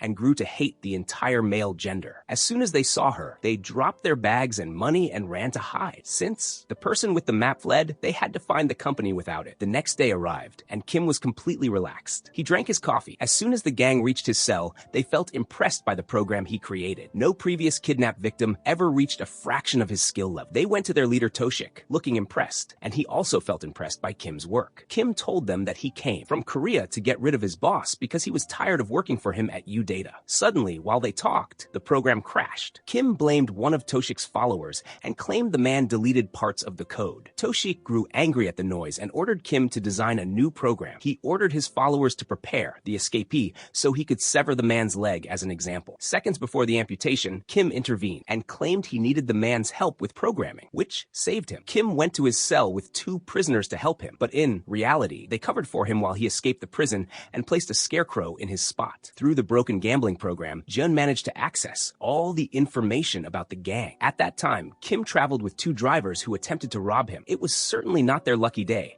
because he tied them up and took their clothes and their taxi. He went to the airport to meet the agent who delivered the recruits to the gang. Kim saw the agent while the man made calls from the kidnapped youths to the embassy, claiming they ran away from home so every father would suffer like Lee. Kim took the agent to a deserted road and tied him to a motorcycle. He threatened to crash him into a rock unless he confessed everything he knew. The man confessed immediately and stated that the gangs were divided into 4 teams. Each team received ambitious youths to enslave. The teams changed periodically, and they all reported to a main headquarters that the agent knew nothing about. Kim left him tied to the ground, took his phone, and walked away. On his way, he met the inseparable twins, lost. Their legs were worn out from walking, and their stomachs shrank from the lack of food. Instead of them saving him, he rescued them and gave them lunch. Thus, the team finally reunited. In the restaurant, they told him about Bok, and a plan immediately formed in his head. He decided to use the enmity of Bok as an ally because he did not know the locations of the teams or the headquarters. He went to Bok, who saw him from afar. Her heart raced and softened, but she remembered her past pain. She chased his car with a cleaver and learned he came to the street to place an order for a specific address, which was the prison's location. At sunrise, Bok headed to the prison with her gang. Kim used the recruitment agent's phone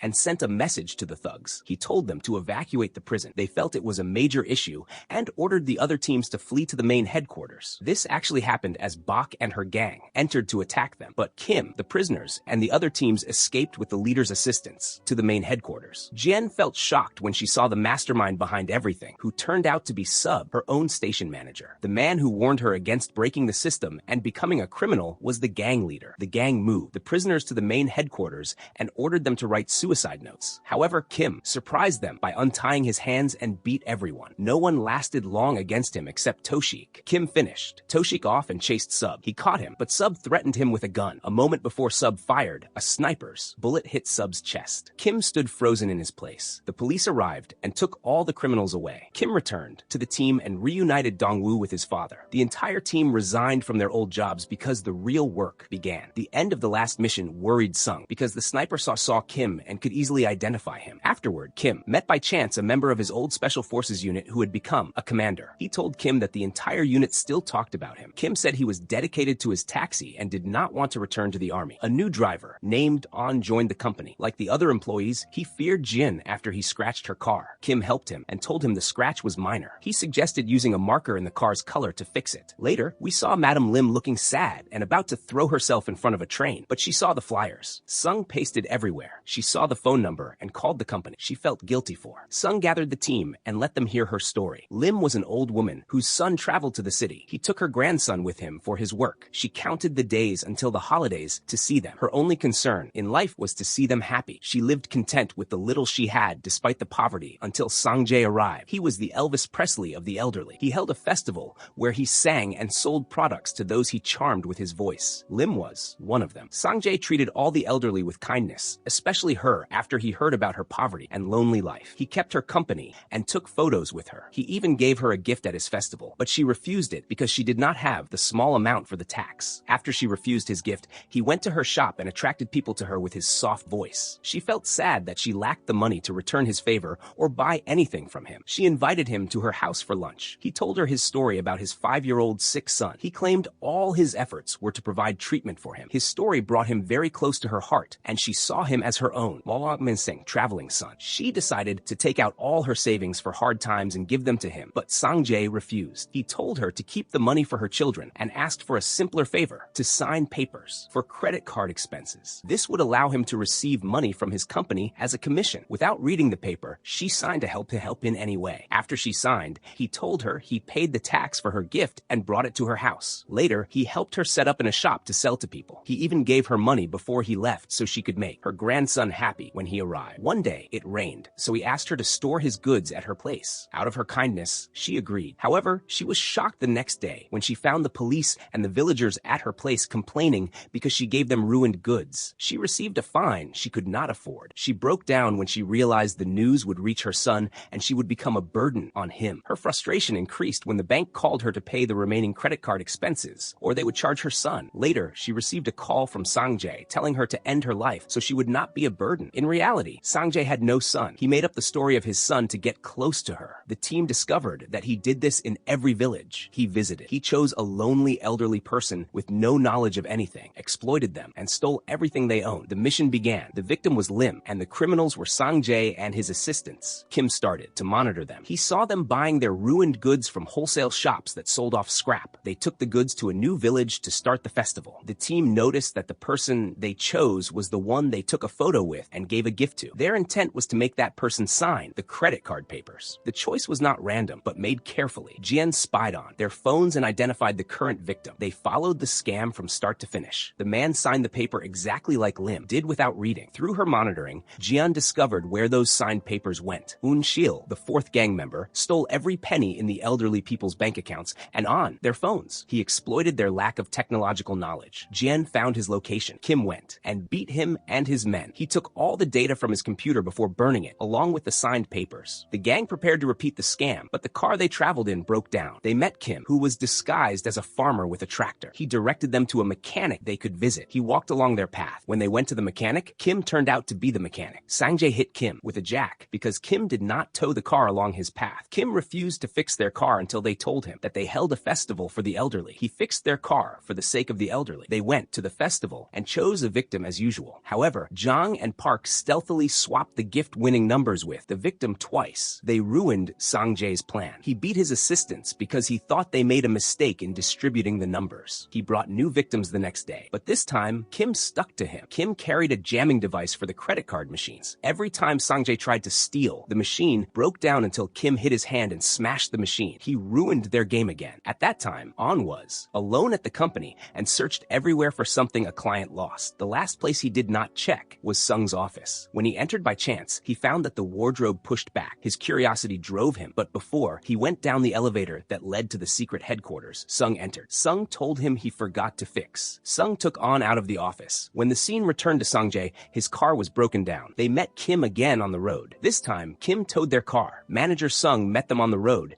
and Kim returned a favor by giving him a ride. Kim refused to take money from Sung despite the large amount offered. Sang-jae viewed Sung as a target because of those Gucci slippers. When the gang monitored him and went to his house, they discovered he owned a Porsche and was very wealthy. He played with money. They saw him take a pile of cash and throw it on the ground while talking to himself. When they searched the name they found in his house, they learned he stole money a long time ago and fled. They decided he would be their new victim. They followed Sung everywhere and sat with him during a festival, but he grew bored and left quickly. Sang-jae felt frustrated because his voice and show failed for the first time. He noticed that Sung was smarter than other elderly people. Sang-jae decided to monitor them all day. Monitoring failed to help because they did not find the place where Sung hid his money. The team exploited their distraction and went to their house to search for the stolen money, but they found no trace. After the monitoring failed, Sang-jae went to Kim to ask about the old man and whether he owned land or another house besides the one he lived in. Kim told him he saw Sung placing red flags on a piece of land. When the gang went to that land, they discovered it did not belong to him. They returned to Kim, who sent them on a wild goose chase. Kim said that he took Sung to a distant piece of land with a tractor before. He took the gang to this land and gave them his tractor to dig with. Kim told Jun that while monitoring Sang-jae, he noticed that he usually carried no money in his wallet or even his house. Kim suspected that Sang-jae hid it in a special location. Kim left them to dig the land with his tractor. They found a box, but their hopes were dashed because the box was empty. They decided to play dirty with the old man after they drugged him with a sedative. They went to Sung's house and prevented Kim from entering. They stayed with him and monitored the house, including the hall, kitchen, and bathroom. When Sung complained to Kim about this situation,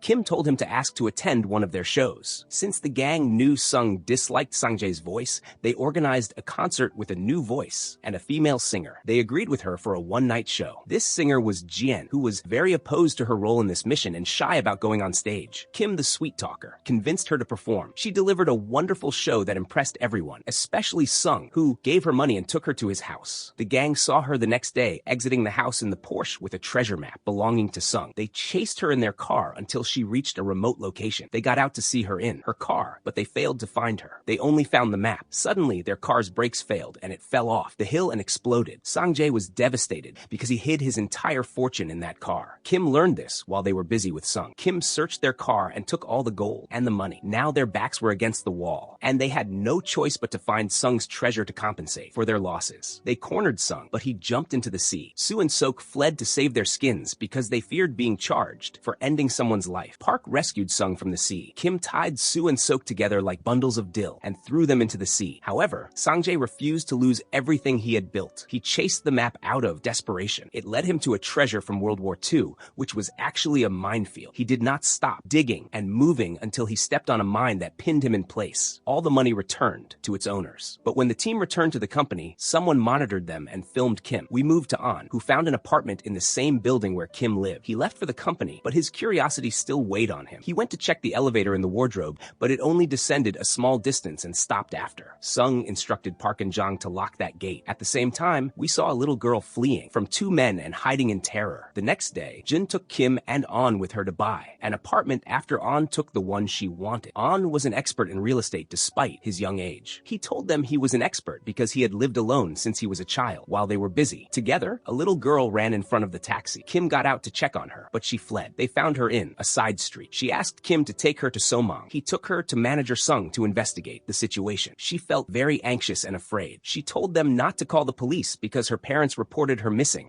and she refused to return to them. They did exactly that. Kim and Jin tried to find out why she refused to return to her parents. Meanwhile, Jang and Park tried to cheer her up. They made her feel at home and learned her name was Siyun. She searched for her sister Sumang and claimed her parents knew nothing about Sumang. She asked them not to tell her uncle they found her. This strange conversation led Kim to her parents, who reported her missing. He saw the mother talking to two people who asked if she reported the girl as missing. They gave her a gift from Mr. Kang and then left. Kim asked Jian to take a side profile photo of Siyun. He showed the photo to the woman who reported the disappearance, but she failed to recognize Siyun. Kim concluded she was not Siyun's mother. He left her and followed the two people who spoke to her earlier. He found them distributing tickets for Mr. Kang's conference. Kang offered services to newlyweds to help them buy a house. Jian gathered information about him and discovered he was an incredibly wealthy billionaire with countless properties across the capital. Many fans felt impressed by his wealth and genius. Beside the conference, he provided private consultations for selected couples. Kim decided to get a private consultation and asked Jian to pose as his wife. She styled her hair as a newlywed, and they wore matching uniforms. They acted clueless and struggled with most of the questions,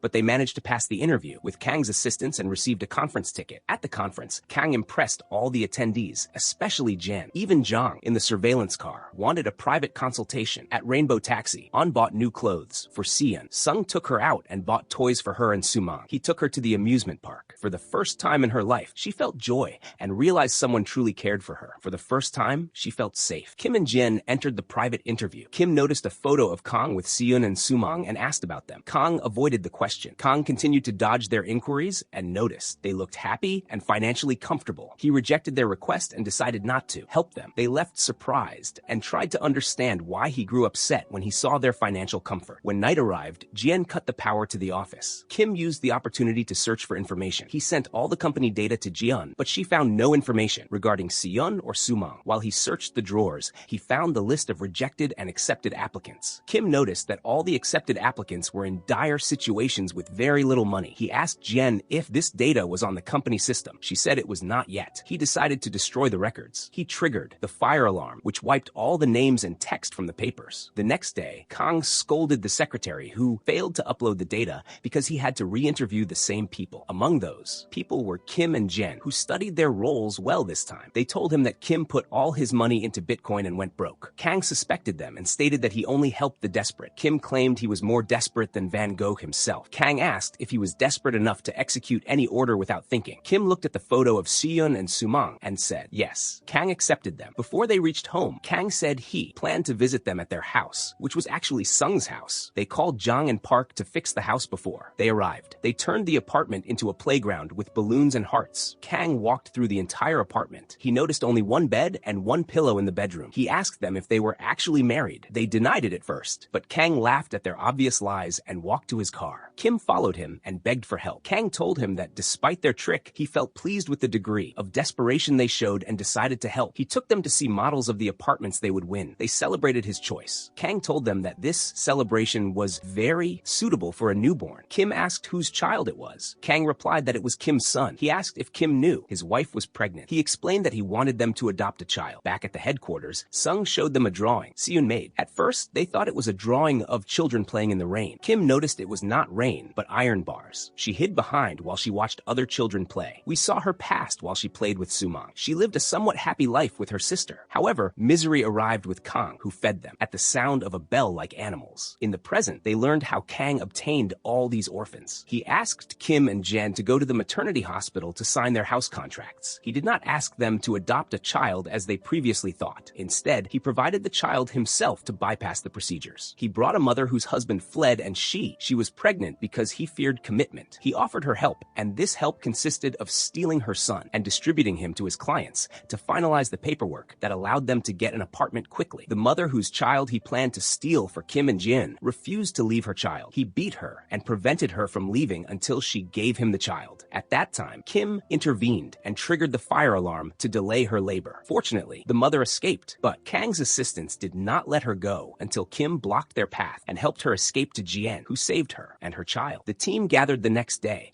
after they learned how he separated orphans from their mothers from the day of their birth and registered them under other people's names, making the reunion of the mothers with them impossible because he needed these children at the age of 4 to 5 years. It was natural for him to have a shelter where they reached the age at which he would use them. Jian began searching among Kang's buildings for the cheapest properties in value, which a billionaire like him would not normally bother to buy. She found an old and dusty photography studio. Kim went to that studio and broke the lock. He found framed photos of Seon and other children. Each child was photographed with 4 or 5 families to facilitate the purchase of houses for them, and the child's lineage was split among them. Even when 2 girls grew attached to each other, he separated them and broke their small family, like Sumang and Seon. Kim decided to take the rights of all the children Kang tortured. He stayed in the studio all night and waited for them to enter with a child. As soon as they entered with the girl, he told her he was sorry for everything that happened to her. He asked her to cover her ears, close her eyes, and count to 10. By the time she finished counting, he knocked out their teeth and smashed the studio over the heads of Kang's men. He learned from one of them the location of the rest of the children. At that time, we learned how Kang became a manager with all these properties after he exploited desperate and poor couples and made them register a child in their names. He made them sign promissory notes, and since they could not pay back after 2 days, he foreclosed on their house and took the child back to the shelter, and so on. Naturally, the couples who played the game with him could not report his scam because they would be the first to get in trouble. While he gloated over one of these couples, he saw Kim on his tablet beating his men in the studio. He rushed to the shelter to save his fortune of children. When Kim reached the shelter, he found the place empty. Kang locked the door on him and set the shelter on fire. All the windows were locked with iron bars. Kim was between life and death at the moment he heard the voice of a child who hid in a wardrobe on the 2nd floor. The team was in their car outside monitoring the fire. Kim refused their help and ordered them to pursue Kang and find his escape route. Against their will, they obeyed their leader's orders. On their way behind Kang, Kim wrapped the child in a blanket and jumped with him from the window of the 2nd floor before the entire building exploded. He saved himself and the child too. He also continued his way behind Kang. Kim kept stalling Kang until he received a message from Jen that they found the children. Then Kim stuffed him in a sack and threw him into the filthiest garbage dump in Seoul after. He took all his money and properties. Sung donated them to every orphanage in Korea. The mission ended with Sung visiting the granddaughters he loved, Seon and Sumang, at their new parents' home. The next day, we saw on exiting the company to start his shift. He greeted Kim before leaving. Strangely, he did not stop for anyone who waved to him. He reached a palace and gave the taxi to one of his employees to work on. He put on clothes suitable for his villa. We learned claimed that he monitored all our team's movements. He completed his threads and monitoring when he went to Kang, learned everything from him, and finished him off afterward. On return to his house and met his friend who poisoned him to take money for violating their contract. He said they were never friends and that he was not on his level. We left that oppressive man and went to Kim, who learned the news of Kang's death. He suspected someone monitored them and sent them a message to that effect. At that time, Jong and Park invented a car belt that tied the person sitting in the back seat. They tested it on Jen, who, when they released her, chased them with a slipper. We left the three fun characters and went to our new client, who saw the taxi number and told her story. She asked Kim to save her sister. Jin and her sister lived in happiness until a serious illness struck the sister. She spent 2 full years receiving treatment, and although Jin supported her all the time, despair began to creep into her. Her behavior began to change, and she watched strange videos online of people saying that a clergyman cured their illnesses that had defied medicine. She began to believe in him more day by day and sent him money hoping to find a solution for her illness. She distanced herself from Jin day after day, and the secrets between them increased until a day arrived. She took a loan from the bank, went to his church, and left her house. When Jin went to meet her, she refused to see her. The police refused to help Jin because the girl was in the church of her own will. Kim and Jen noticed the similarity between that relationship and the relationship between Jen and her sister Un. They decided to uncover the secret of this brainwashing. When Kim went to the church to monitor it, he found large gatherings of parents mourning their children's fate. Jin managed to access the church's surveillance cameras. Inside, they saw the madness and foolishness of the father, who told the followers that their only way to reach his paradise in Sunbake was to free themselves from evil spirits. He claimed this liberation would happen by stopping hospital medications and cutting ties with their families. They had to free themselves from worldly bonds and tie themselves to him. He was their father, their family, and everything to them. Their healing was tied only to his approval. Everyone in the church cried and begged for his approval. This father was Juman, a former tailor and current scammer. He exploited the desperate with speeches and crocodile tears. He drew them into his illusory cult. Kim decided to enter the church's depths to act as a spy. He played the role of a desperate patient. Juman's assistants received him there, and he joined the church. When the story returned to On, we discovered that he had a connection to the Vietnam operation and Kang. They were all part of his plan, and he was the mastermind behind them. This was the reason for his pursuit of Kim and the Rainbow Taxi team. Speaking of the team, the scene returned to poor Park in the church. He watched the performance live while people slapped their faces over stories of Juman's miracles and the chemical magic he performed. It truly had a magical effect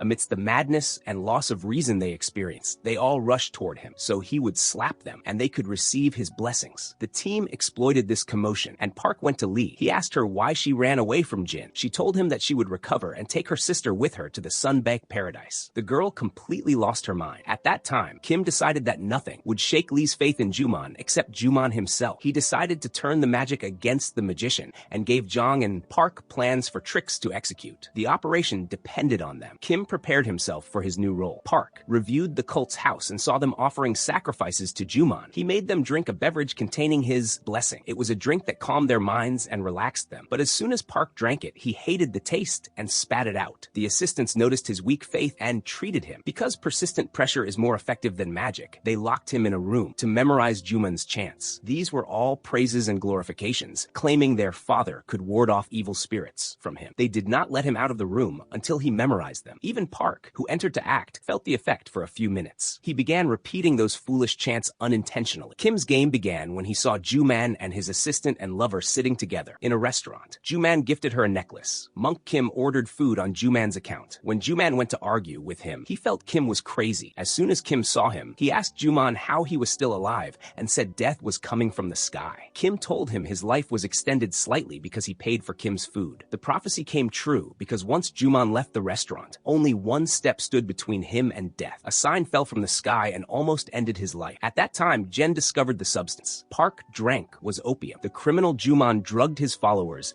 and gave them the illusion of a cure while he hastened their deaths by preventing them from receiving treatment. When Juman left the restaurant, he went to the place where his Sunback church was being built. He found the work stalled because of ancient vases. He broke one and black smoke emerged. In the sky, crows of ill omen appeared. Then he left the Sunbake headquarters that was under construction. His phone went out of service and his car broke down in an unknown place that contained only a worship site for a monk. The monk met him and told him that evil spirits surrounded him everywhere. He stated that Juman annoyed them and his time was near. They said they would leave him for now, but their return was inevitable. Suddenly, his phone and car worked. The team planted planted a seed. When Juman caused the death of one of his followers after neglecting his treatment, he used crocodile tears at the station. He acted surprised that the deceased wrote all the property in Juman's name and left nothing for his family. While he headed home after this act, he met the ghost Sung in red. He was the evil spirit haunting him. As soon as Juman saw him, the steering wheel slipped and his car stalled. The belt invented by Jong and Park restricted his movement. He was only centimeters away from death. He fled quickly to his church. Suddenly, all the lights went out. Sung's spirit appeared before him for a moment and disappeared. No one saw it but him. These illusions stressed him out and made him go to the doctor he kept away from his followers. The doctor told him he was perfectly fine. He decided to find another solution to his problem. He went to Monk Kim. Jong allowed him to enter because the earliest available appointment. The appointment was to meet Kim 2 years later. Kim kicked him out of the temple. Meanwhile, Jen rescued Jin from the bank thugs who attacked her. They came for the interest on her sister's loan. Jin was quite formidable. Juman did not give up easily. He kidnapped Kim. He did this to force a meeting. Kim berated him and stated that the evil spirit that hated him was terrifying. He added that he did not want to be near him at any time,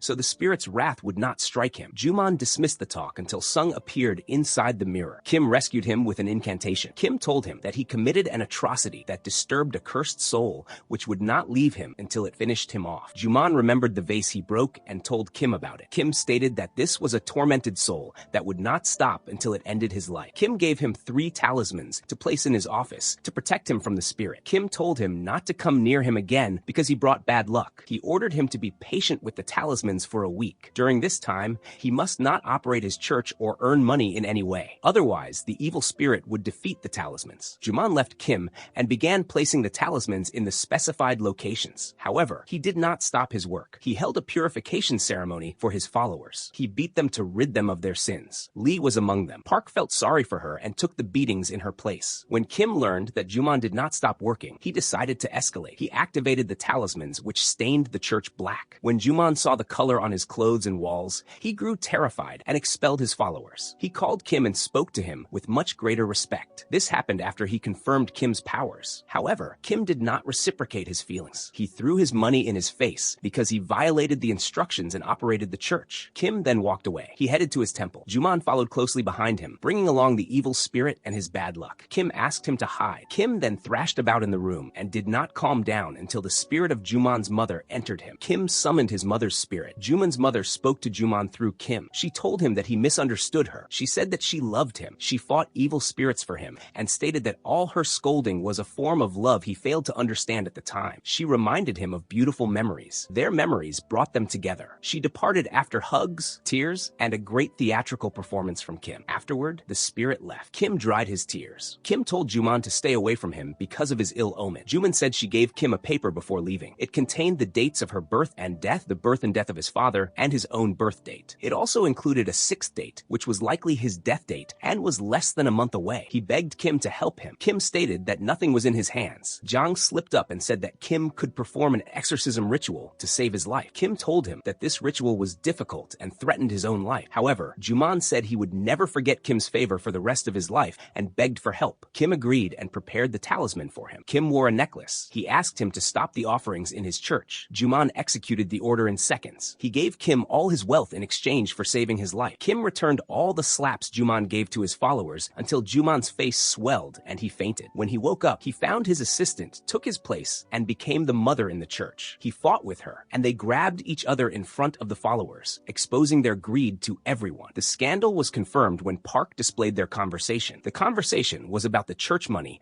and the stupidity of the followers on the wall. This was the moment their faith in him broke. Lee was freed from his bonds and returned to her sister. All the followers also returned. At that time, Juman found no one to trust except Monk Kim. Kim locked him in a shipping container with his lover. Sung locked them inside. They tasted some of the betrayal of trust they made all their followers experience. After this mission ended, Sung received photos of a group of people. They monitored Kim in Vietnam from a police investigation file. Kim took the file and placed it in his house. On visited him, On saw these files and became more furious with Kim. He decided to take revenge on him and his team. The next day, On went on an errand with one of his gang members with whom he had leadership disputes, Sergeant Hun. He warned him not to leak any information from the police station to Kim and his team because this information might help them reach him. He stated that their arrival meant he would finish off suspects. He suspected him of complicity and Hyun's neck would be at the top of the list. Hyun did not take the threat seriously and mocked him. On decided to show him his mistake and entered his office. He threatened to end his life. Hyun could not open his mouth because the past of his left leg would destroy his life and position. On had nothing to fear. Hyun understood the mentality of the person he was dealing with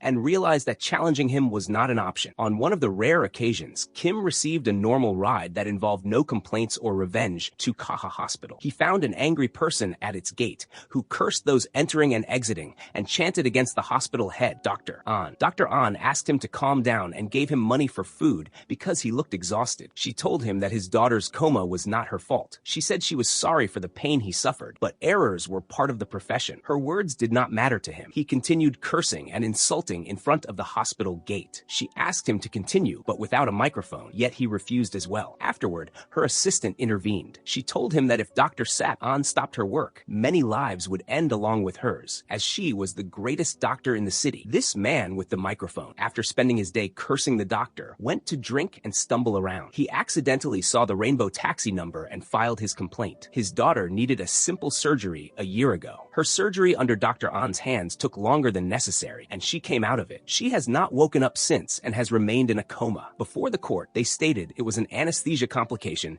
that occurs in 1% of cases, and no one could hold her accountable. However, he stated he was certain he smelled alcohol on the doctor before the surgery, but no one believed him. He was certain the problem occurred because of her. Kim took the case from here and began monitoring the doctor. He actually found her to be an ideal employee who cared for the elderly and performed surgeries for them for free. Most of her work was charitable, and her reputation was flawless. When she rode with Kim, he heard her being honored on the radio. When he tried to ask her about Ronan or the girl, she said she would love it if her connection was calm. Kim noticed her hands were shaking. She paid him with a card. When Jen tracked where she spent her money, she found she only went to clubs or restaurants, not the usual places people go to drink. Kim continued monitoring her at the hospital while she treated elderly people who had no family to care for them on their own dime. Her entire team loved and respected her. With the lack of evidence that she was a bad person, the team decided to drop the case of Ronan and his daughter until a distinguished detective met Kim and saw the case. He told Kim that the man Ronan was losing from the start because no one stood by him since he was a carpenter. Naturally, due to his job, his personality was sharp and his voice was loud because he sat among saws most of the time, so no one truly believed him. They all saw his loud voice as evidence of weakness in his position. Kim decided to take the initiative and be the first one to believe him. He and Jin decided to investigate her further. Jin hacked her surveillance cameras and transferred all the information. On her way out, she nearly had a heart attack when she saw Jang and Park, thinking they were security guards, but fate was kind. They all left together and began searching for any information, but they gained nothing. Kim decided to enter the hospital archives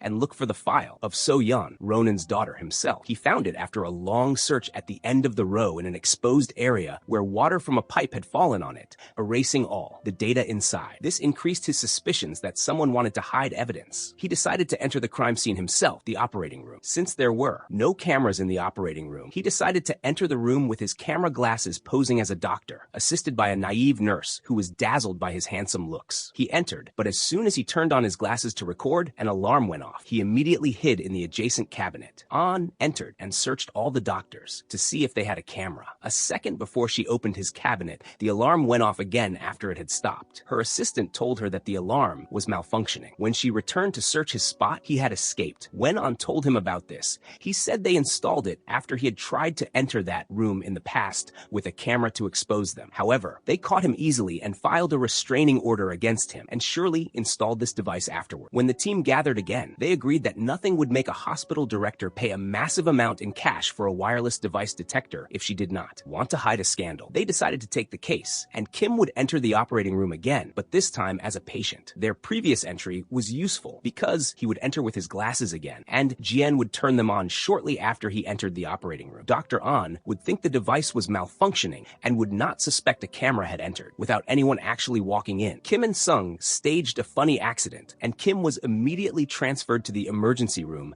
and entered the operating room. Jian managed to perfectly time when to turn on the camera on the glasses and saw what was happening in the operating room. The doctor did not touch the patient. As soon as she entered, she called another person named Kong to perform the surgery. Just before the scalpel cut into Kim's stomach, a call from the nurse outside saved him. She said there was a mix-up between patients and that. The person inside was not supposed to have surgery. He was taken out, and 2 hours later, he woke up from the anesthesia. Jian told him what happened inside. The doctor met him and apologized for the mix-up, saying he did not need treatment. However, he told her he was still exhausted and would not leave before getting treated. She suspected he was a scammer seeking insurance money and sent the nurse to treat him with injections so he would get annoyed and leave. At night, he did leave, fully aware, but not annoyed. He went to monitor Kong and discovered that he was a pharmaceutical company representative with no relation to medicine whatsoever, and that he was the reason for the record number of surgeries An performed, because in reality, he was the one performing them all. When Kim returned to headquarters, he found Jian had discovered something terrible. Dr. An had changed her name from Seol An as a form of reputation laundering because she had committed this crime before in another city. She had made agreements with sales representatives from pharmaceutical companies to buy all her medicines from them in exchange for them performing her surgeries. When she was punished with a 6-month suspension, she found the situation advantageous and decided to repeat it on a larger scale and with greater caution. She did this because her hands had started shaking from excessive drinking. To remain a renowned doctor, she decided to teach someone she could exploit because she employed him, and at the same time, he was not a doctor, so he did not demand much money. We then went to visit her while she was sitting with Kong at one of her evening gatherings. Kong told her he would have to apologize for a day due to his mother's death, but An refused and told him that if he threatened the regularity of her surgeries, she would cancel her contract with his pharmaceutical company. He obeyed her silently, and they went to a new surgery. But unfortunately for him, this ride was in Kim's taxi, who tied him to the seat and asked him about what happened with So-yeon. He confessed that he made a mistake during the surgery and cut a vein, so they had to give her a blood transfusion and stitch her wound after she lost a lot of blood, which sent her into a coma. He added that An met with him and told him it was an anesthesia mistake that happens to the best doctors, telling him to focus on his next surgeries and ignore today's incident. She then drank and went out to Ronan with a smile on her face, telling him his daughter was cured and would wake up shortly, which never happened. Kim got out. Kong got out of his car, and Kim hit him, blaming him for agreeing to be a puppet in her hands. Regret appeared on his face. When we returned to An, she was furious about the postponement of her surgeries and ordered her assistant to make a deal with a new company. She decided to teach a new person from scratch and cancel her work with Kong. On return to his room in the hospital, surprised that this criminal was doing volunteer work, and tried to uncover the rest of her secrets. At that time, An met Kim in the hospital and was surprised by his injury, checking on him before he left. An's presence alerted Kim that most of the doctor's surgeries did not have the patient's family in the waiting room. He monitored her to find out the reason and discovered that she performed surgeries on elderly people who did not need surgeries and had no families. She exploited them and profited from their government insurance. Since they had no families, any harm resulting from the surgery meant she was both the guardian and the perpetrator at the same time. A perfect crime. We saw her faking an old man's death to cash in on his insurance. The team decided to intervene and actually managed to save him, transferring him to another hospital. They decided to double Dr. An's fame. While she was at an exhibition in honor of her book, signing autographs, she was shocked during a press conference by the news that she donated her entire year's profits to a nursing home. When she left, she grabbed her assistant who executed this donation. He told her that the foundation came with a paper bearing her signature. Jian had forged her signature from one of the autographs she signed for Jang and Park. Naturally, she exploded at her assistant, but the real explosion had not come yet. We saw her explosion and collapse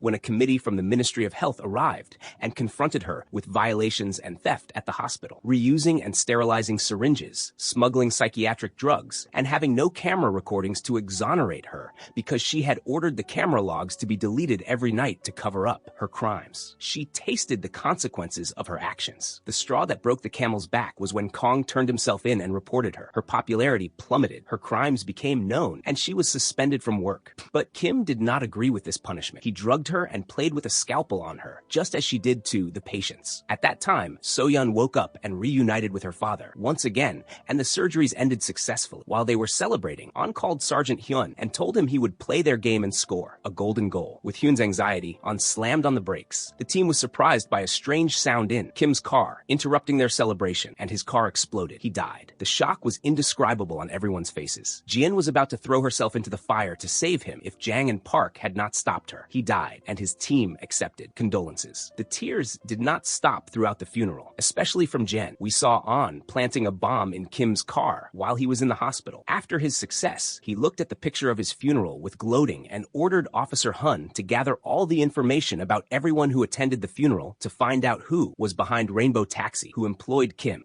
and he tried to destroy his business. After the funeral, the team gathered at headquarters, waiting for a guest who was late for his appointment. He arrived arrived in his usual way in his distinctive taxi with the number 5E283. He did not die. After hearing the strange sound in the car, Kim took a turn to reduce speed and jumped out of the moving car. When it exploded, everyone thought he died inside, except he appeared and was the one who stopped Jen from throwing herself after him. They decided to use Kim's death to their advantage and monitored all the strange faces that came to his funeral and photographed them. Kim monitored all this from Jen's chair and saw a car going from the funeral to a casino called Black Sun. When we returned to An, he had received the results of Hun's investigations, which proved that no stranger attended the funeral. They closed the subject of Kim and his boss because the leader was about to arrive and they had to receive him. They focused on his satisfaction. An left this meeting for Rainbow Taxi and resigned. He told Sung that his kindness to him saved his life and turned off his phone afterward. Thus, the criminals revealed themselves to Kim and his friends. They saw that the thread started at Black Sun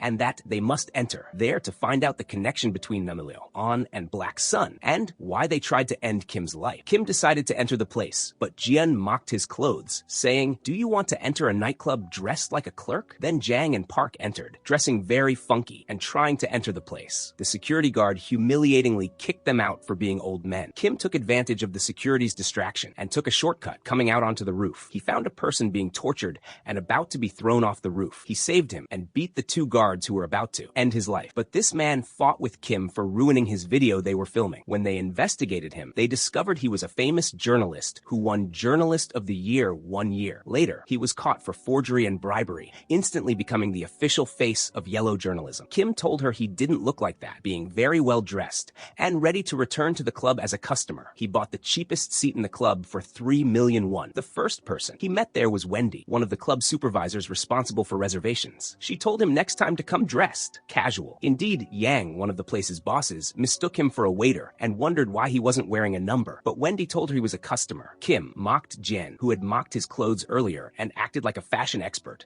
while she also knew nothing about nightclub attire. After a while, Wendy came to him to introduce him to the place more and tell him the prices of the seats. He watched the shows happening in front of him. His seat was 3 million, and the one on the second floor was 100 million. A silly show being presented could cost 180 million. Nothing was cheap in this place. After understanding the system, Kim saw people who attended his funeral, including the head of security, Ro Jang. None of them. He recognized him and decided to go to the second floor to see what was happening. Security stopped him at first, but as soon as he distracted them, he went to the second floor. He opened one of the rooms and pretended to be the friend of the leader of that room, who turned out to be a famous singer named Victor. Kim roped Jeon in to find out personal information about Victor to make him believe Kim was his friend. With the speed of light, Jeon made him love, a story that showed his long history with Victor. She even photoshopped a picture putting them together. Victor pretended to know him after Kim made a scene in the place and recounted their memories together, to the point that Victor doubted his own memory but not Kim's. Kim partied with them and saw Victor pick up a girl. As soon as Kim left the room, he found underage kids in the place. He reported them to the police before entering another room and hiding in its bathroom. He saw Rojang scolding the two guards from whom the journalist had escaped. He then came out of the bathroom when Wendy tried to enter and pretended he got lost in the room and desperately needed the bathroom. But as soon as he came out, security grabbed him and gave him a severe beating, the kind given to thieves. After they found out, he reported the minors in the place. This beating happened right in front of the police, but they didn't intervene except on Rojang's orders. They handcuffed Kim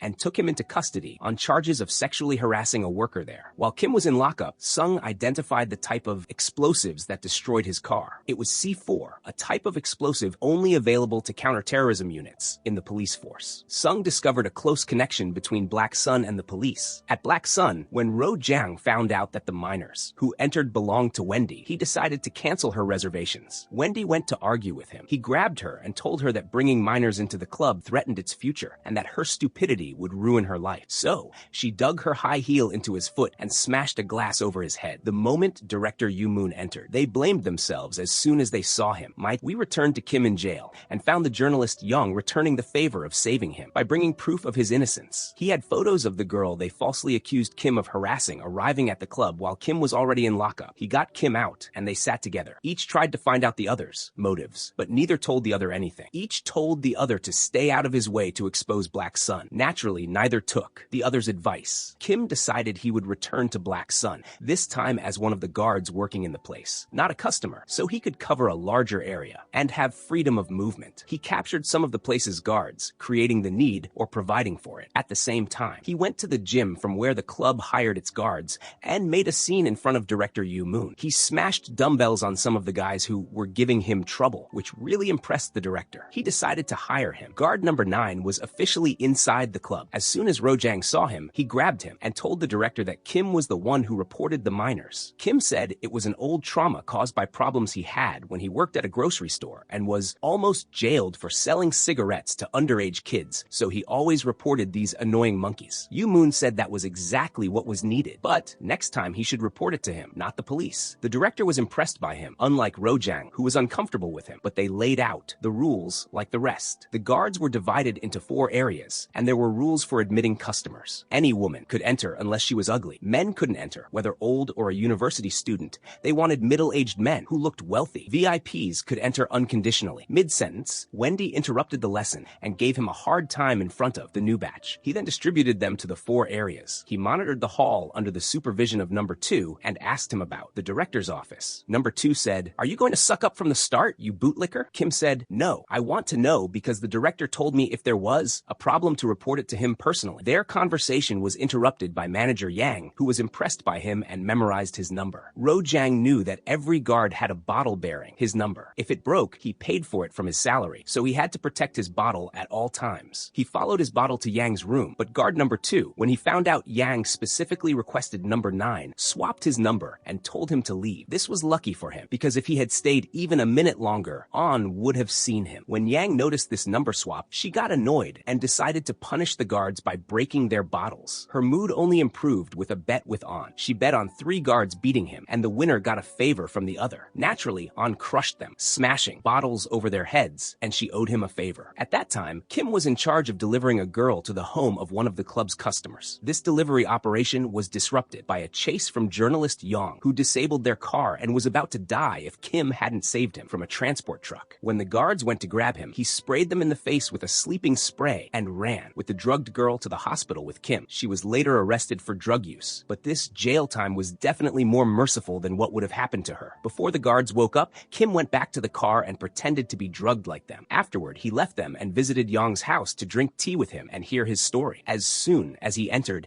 he realized the Black Sun case was his obsession. The reason was Choi, the honorable officer friend who helped him in his investigations. They were very close friends, and their cooperation lasted for a while, both being successful, until one day, Yang handed him files on Black Sun's violations. It was the day he entered the lion's den, recording everything they said. He called Yang that night and said he was terrified but had to investigate something. The next day, his body and news of his suicide were on all channels. A fake suicide. At Black Sun under the supervision of his fellow officers. Unfortunately, Yang couldn't find any evidence against them, and even when someone came to him with evidence, they presented false evidence along with a bribe, reporting him beforehand so he would be associated with a negative reputation, even though he was never a swindler or an opportunist journalist. He said he was filming himself on the roof, hoping to end his life and find evidence against them. When Choi's case reopened, he thought of either ending his life to escape his torment or feeling guilty for contributing to his friend's death. He left after leaving him Rainbow Taxi's number. They decided to avenge him alongside the operation they were conducting because, one way or another, they were closely connected. At that time, Sung investigated An's origins and tried to learn more about the orphanage he came from. When he gathered with the team, he told them that Sub, the officer from the Vietnam mission, and Hun had been partners the entire time. When they accessed the station's cameras, they found 3 cameras out of service. Kim told them the solution lay in the recorder pen Yang gave Choi, finding it would solve many mysteries for them and might lead them to the true boss of this gang. Kim returned to work as a guard and wasn't beaten like the 2 guards from whom the girl was stolen yesterday because he was still a rookie. John gave the other 2 a paper to write down the details of the journalist beating them and where he took the girl from them, and so on. Kim left the guards and entered a secret passage right behind Rojang, who knew where the key was. Kim entered after. Rojang left to search this secret room and handed over the data on the computer to Jen. He searched all the drawers for evidence or a pen that recorded, for example, but time ran out because manager Yu Moon entered. He had to escape through a hole in the ceiling before he was caught. However, the files he sent to Jen were all video files from surveillance cameras of girls walking under. The cameras alone, seemingly unconscious, neither dead nor alive like zombies, as if hypnotized. Among them was a video of Choi in the same strange state. While they were watching, a call came from Wendy asking for a favor from Kim to help her with Victor, since he was his friend, and appease him because the last girl was supposed to go to him after the delivery failed. failed, Victor was upset and they had to appease him. Kim actually went and tried to soften Victor's heart toward Wendy, taking the blame in her place and protecting her from his anger. Victor chose a new girl from the club to be brought to his room today. This time, the delivery would be Kim's direct responsibility. Kim saw with his own eyes the girl walking alone under the camera after a few words were whispered in her ear. Then, the guards followed her to make it look like she was leaving the place on her own free will. Kim took her with two guards from Victor's bed, asked for permission to go to the bathroom, told them to go ahead of him, and returned to Victor before he touched her, tying him up. He took him to an isolated place to teach him a lesson, while Jian took the girl to the hospital. When we returned to An, we found him requesting a massive shipment of illegal substances, 200 kilos, from Yang, promising her he would take responsibility for any failure in delivery. He then called Hun, telling him to prepare for his new method that would make him the station manager, because he would seize a drug shipment and get a respectable promotion. Meanwhile, Kim used his wager and Victor, who was considered one of the club's VIPs, to bring in a group of guests under his name. There were many old people who ruined the party that day, and it was all deducted once from Wendy's salary. When they tried to contact Victor to punish him, they found his phone off. The next day, Yang stormed in furiously on after her largest shipment was confiscated. He calmed her down, telling her it was time to cash in on their old bet and that he asked her to calm down until the right time came when she would understand everything. When we returned to the team, we saw Jen noticing a consistent pattern in the cases. A girl leaves the place, walks past the camera alone, and wakes up in a stranger's room not knowing how she got there. All the cases were dismissed and the victims were charged with making false reports. When Kim went, he found out the reason because he saw two corrupt officers, Choi's friends, personally teaching the place's security how to hide evidence so there would be no conviction against them. At that moment, Yu Moon summoned Kim to ask him about Victor. They drank a special drink, and with the first two glasses, Kim was completely drugged. He couldn't even stand up, and his connection with Jian was cut. After drinking, the same thing that happened to the victims repeated with him. Under the influence of this drink, the mind goes blank, and one executes whatever is whispered in their ear. Indeed, Kim, like the rest of the victims, walked like a zombie past the camera. Alone, Rojang took him to a major intersection on a highway, asked him to get out of the car, smile, and cross the street. The cars on the right and left could end his life with a step to the right or left if Jen hadn't caught him before a car, hit him, and ended it all. When Rojang chased them and tried to run over her and Kim, Zhang saved them by crashing a bus into Rojang's car and taking Kim to a hospital. At that time, at the airport, An received the two leaders of the Assis organization, taking them to his church and organizing the mass. Kim woke up in the hospital, forgetting everything that happened to him after drinking. The last thing he remembered was finding Choi's pen. When Kim fell from the drink's effect, a pencil case dropped with him containing that pen. He took it before he completely lost consciousness. He took this pen to Yang and let him hear everything Choi said. It was the shock of his life when he saw his fellow officers handing over confiscated illegal substances to Black Sun. He entered the club behind them, fought with them, and held them at gunpoint until he was shot in the back. He refused to surrender to them and sell his conscience. He dropped a pencil case and threw the recording pen among them. They made him drink that drugged drink, and before his mind went blank, he told them that after his death, someone who never goes to the gym would avenge him. His mind then went blank, and he committed suicide. Kim told him he felt he meant him, the person who never goes to the gym. Yang tried to figure out this word and remembered a conversation between them where Choi told him he reserved a locker for him at the gym so he could take care of his health. Yang went to the gym and found the locker. Inside, it was a message from Choi containing very important files for the case. He took them and handed them to An. The file contained a record of confiscated illegal substances and how they put them in fireproof bags. When they took them from the station, they put them in the incinerator, waited for the fire to go out, and returned the illegal substances again to Black Sun. Later, we saw the bishop arranging roles and appointing An officially as Hyun's manager. Kim met with the team, and they planned a way to checkmate everyone at once, because if even one element escaped, this organization would have a chance to survive. Then we went to Yang, who thanked An and Hyun for returning her illegal substances that the police had confiscated. She finally understood An's plan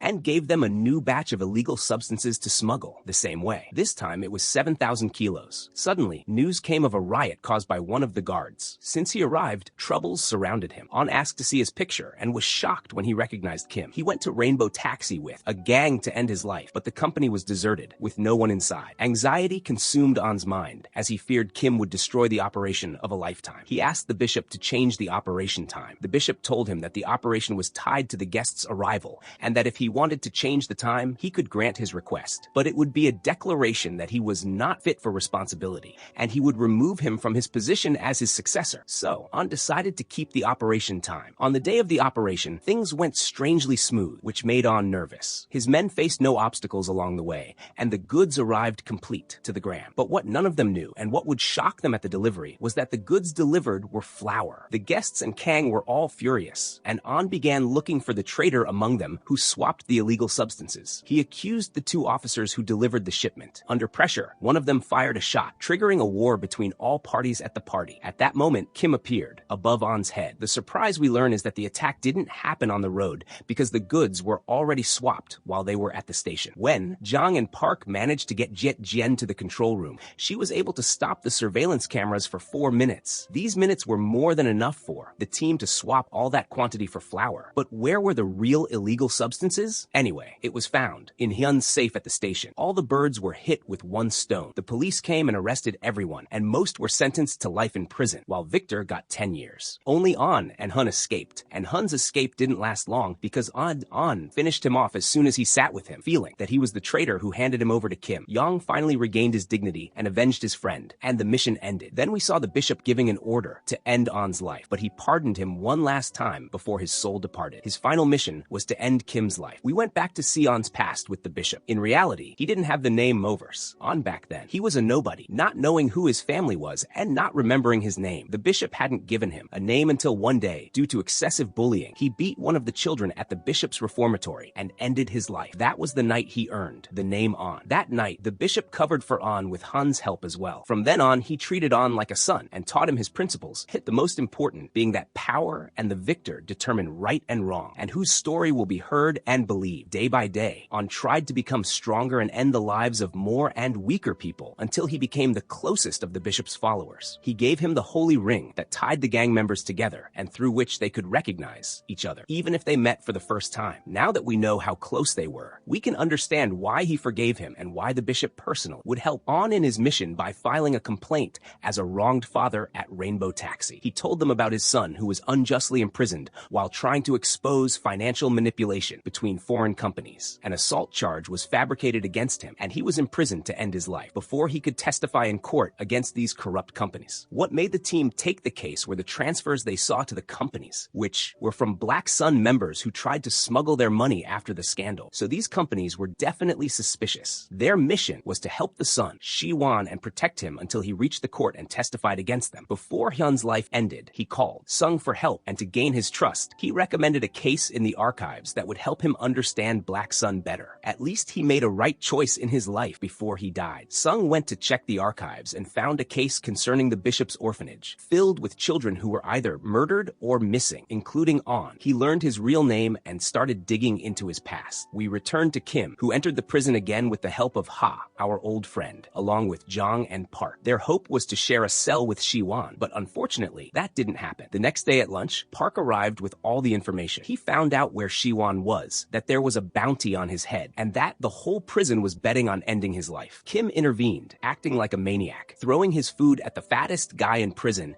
and hitting anyone who came near him. All the prisoners were surprised by his behavior and feared he would hurt them. In the gym, he made some of them work as his servants and continued his charade there too, hitting whoever lifted heavy weights. Even on the basketball court. I don't know if this is a prison or a language school. Anyway, he saw Shi-Wan on the court being bullied, so he acted like his friend. As long as this terrifying madman was his friend, everyone would avoid Shi-Wan. Indeed, the bet was canceled. Then, Kim went to one of the prison workers and, under threat of breaking his teeth and cutting off his fingers, forced him to smuggle something from outside, a spray. Kim gave Shi-Wan a pepper spray to protect himself whenever Kim wasn't around. Everything was going so smoothly in the mission that Kim got suspicious and worried, as if he was walking alone. The day of release arrived, and Kim was leaving with Jang, Park, and Shi-Wan. This was the same day Sung visited the bishop's house. Upon entering, he saw a picture of him with On and learned about their connection. Before he could leave, he was tied up by one of the bishop's men, gagged, and taken to the boss. The release didn't go smoothly either. An order came for Kim to return to prison alone. Now, the three were stuck on a trip with an officer wearing the gang's ring. When Kim returned to sleep in his cell, the prisoners tried to end his life, saying he would die anyway because everyone was after his head, which had a huge bounty on it. At this moment, On intervened, greeted him, and told him his friends were safe and sound, but not for long. They would all die very soon. After gloating over Kim, he left. When the clock struck 12, the cells began to open. Kim fought his entire corridor, leaving about 70 prisoners on the floor. He emerged with bruises and minor injuries, but couldn't enjoy his victory. At the same time, Sung woke up in the bishop's house. A very heated argument ensued between them. In the midst of it, a picture of Hyun, marked as dead,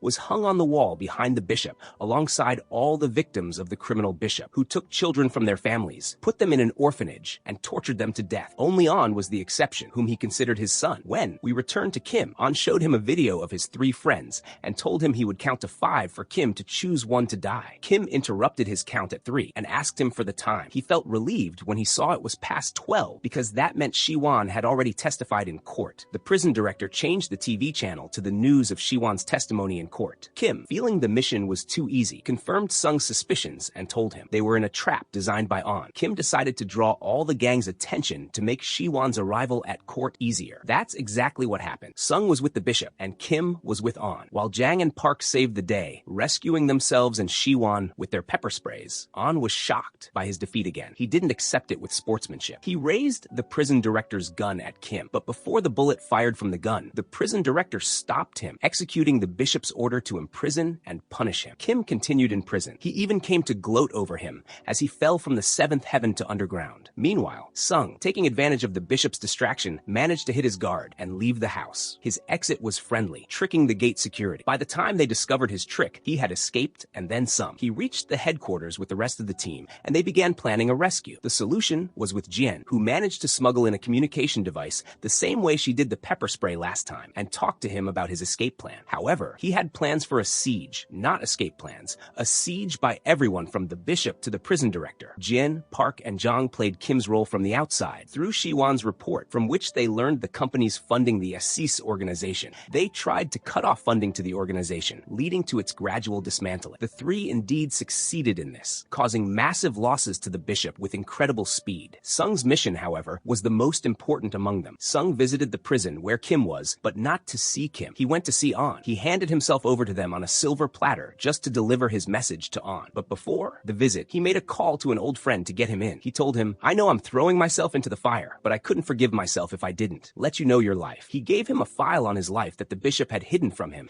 and told him he met his real parents at Bluebird. They spent years looking for him and never forgot him, not for a year or two. His parents quit their jobs and spent 10 years searching every inch for him since he was kidnapped from a playground where they lost sight of him. Their lives stopped at that point. His real name was Dan. In a file, An saw a picture of himself with his parents as a child. His father's face was very familiar to him because this was the person the bishop ordered him to end before giving him the gang's ring. It was the peak of heartbreak, racing thoughts, and regret. Meanwhile, Kim and Sung were kidnapped in a car, followed by Park, Jang, and Jien, who were ambushed and locked up with them. The whole team was now captive and on the verge of life and death, if not for the intervention of Sung's friend, or rather, his old female friend, the first driver in Rainbow Taxi's history, who saved them from death. At that time, the bishop went to An, reminiscing about their memories together, and An told him he was ready for any punishment if given one last chance to finish off Kim. An called Kim to settle their issues. Kim went to the top of the prison, guarded by all the security, where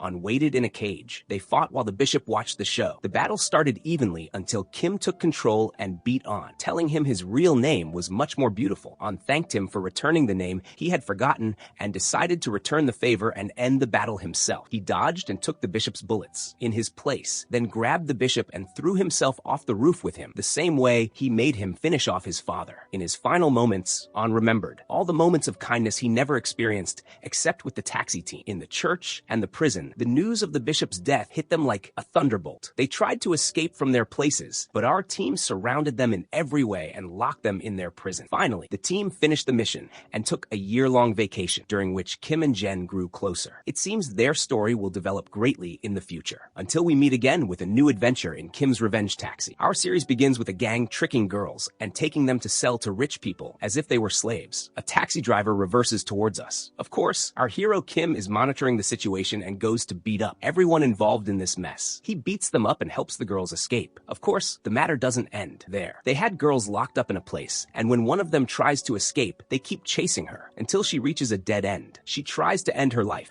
but she wakes up and finds herself on the beach, alone with a bottle next to her containing the Rainbow Taxi number. She gathers her strength, reaches the nearest phone, and calls them. Kang answers, but she only manages to say that she needs help before the people chasing her catch her. Kang manages to trace the call's location and travels to Japan, specifically to see what's going on. At the phone where the call came from, he finds an ID card of a student named Seo. The team members are each busy doing their own thing, until they hear an alarm signaling a mission. Everyone immediately gathers at their headquarters, and they agree that Kim will play the role of a teacher and go ask about this student to find out how she ended up there. Indeed, the next day he went, entered her class, and asked the class president about her. She told him she knew nothing about her, except that she applied to go to a camp. Her family's financial situation wasn't the best, and because of that, she always received scholarships. Also, her grandmother needed a very large amount of money for a lens implant in her eye to replace a damaged one. Kim suspects G, a student who looks nervous and turns pale whenever Seo's name is mentioned. He goes to talk to her, and she confesses everything immediately. She tells him that she was playing a mobile game and making money from it, but suddenly she started losing a lot. But surely not as much as the loss I'll suffer if you guys don't like and subscribe. Haven't you noticed you're making me lose a lot? I mean, most of those watching this video aren't even subscribed to the channel. I swear I'm making it very entertaining. Anyway, the point is, she suddenly started losing so much that she took an in-game loan so she could continue playing. At that point, the game's owners caught her and demanded repayment. When they found her broke and without money, they asked her to bring a large number of her friends into the game in exchange for waiving her loan. That's when she actually got Seo into the game. Seo was very happy because she felt she could gather a large sum of money for her grandmother's surgery. She kept playing until she lost, took a loan and lost that too. The exact same scenario that happened to G happened to her. The game's owners threatened her to either pay or bring someone else in. But the difference was that Seo felt it was wrong to implicate someone else with her like G did. She decided to bear the burden alone and told them she would work alongside her studies and pay off her debt. But they refused and told her she had 1 week to bring 5 of her friends into the game, saying, "Be smart like your friend." If I were her, I would have dragged her by her hair for getting herself and others in trouble. After the week passed and she refused to bring anyone into the game, they went to her grandmother's house and were about to trash it. When she threatened to call the police, they said, "Go ahead, call the police and we'll tell them you're gambling on a program." She got scared, and both she and her friend kept begging them for forgiveness for what they did. However, they offered her a way to pay off their debt, which was to travel with them to Japan for a month to work there. Then they would wipe their debts, including interest, and they would owe nothing. They were terrified and devastated, but they agreed and traveled with them. On the day of travel, Ji couldn't go because her father caught her and took her phone. Since then, Seo has been missing with absolutely no news about her. Kim was recording everything she said. The rest of the team listened to exactly what happened, and they all agreed to the mission. They started looking for Seo in Japan, not understanding why they would send someone in debt to Japan instead of harassing them to get their money. At this time, Yoon, our hacker, had a foolproof plan. She went to meet Ji and decided to enter the game herself. She kept losing on purpose, so the game's owners would come take her and she'd travel to Japan with them, just like what happened with Seo. That way, she would find her location. Indeed, after she lost, the game's owners came to her and asked her to travel to Japan with them to work there. She agreed, of course, since she was waiting for this. She packed her clothes and went with them. All the team members were around, securing her. They arrived in Japan, and Kim saw Yoon going up with them to the hotel. She was wearing a necklace with a camera,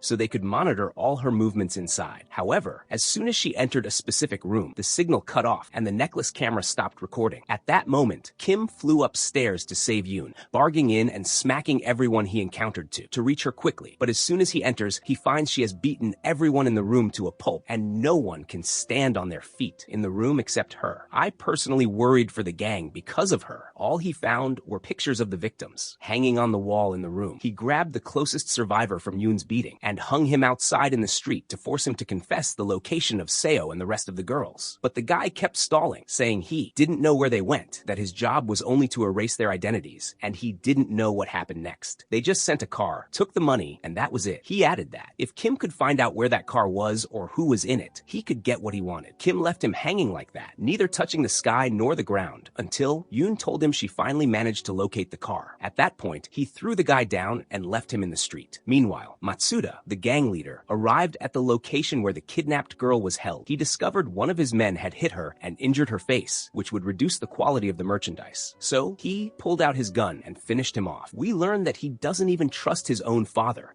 and lives by the motto that a traitor has no place among them. As for Kim, he was monitoring the place from the outside, which was a gym, and he and his team were thinking about how to get inside until he found a way. He dressed in all white and had one of the gym's guys dirty his brand new white sneakers. He gave him an ultimatum, either clean them or pay $500. Before the other guy could even object, Kim grabbed him and beat him up, along with anyone who tried to help him. The gym manager saw them from above and asked Kim to come up. They set up a wrestling match between him and a huge samurai samurai-like guy. If Kim could beat him, he would get new sneakers, but if he lost, he would spend the rest of his life in the hospital. When we see the samurai at first glance, we think if he just sat on Kim, he'd crush him, but shame on us for thinking that. Our tough guy entered the wrestling match and jumped around like a monkey, defeating the samurai. He went and got a pen and wrote on his back, "Tell the boss to get me new sneakers and call me." He left his number on the back of the sack of cotton lying in front of him and walked away, looking incredibly intimidating. At that time, one of the guards went to Matsuda to tell him what happened and showed him the camera footage. Matsuda told him that as long as they made a mistake, they must apologize. Those are the rules of the criminal underworld. He ordered the guard to buy him new sneakers. Meanwhile, the police were monitoring Kim and investigated him for having a taxi in Japan, even though he was originally Korean. However, in a flash, he produced papers for the taxi and everything seemed fine, but the cop was determined to get something out of him. So he took him aside and told him about the game that was causing girls to suddenly disappear due to loans. He told him about Matsuda, who owned a loan company and was a very dangerous gangster. The sports center where Kim fought belonged to Matsuda. As for the guy Kim beat to a pulp,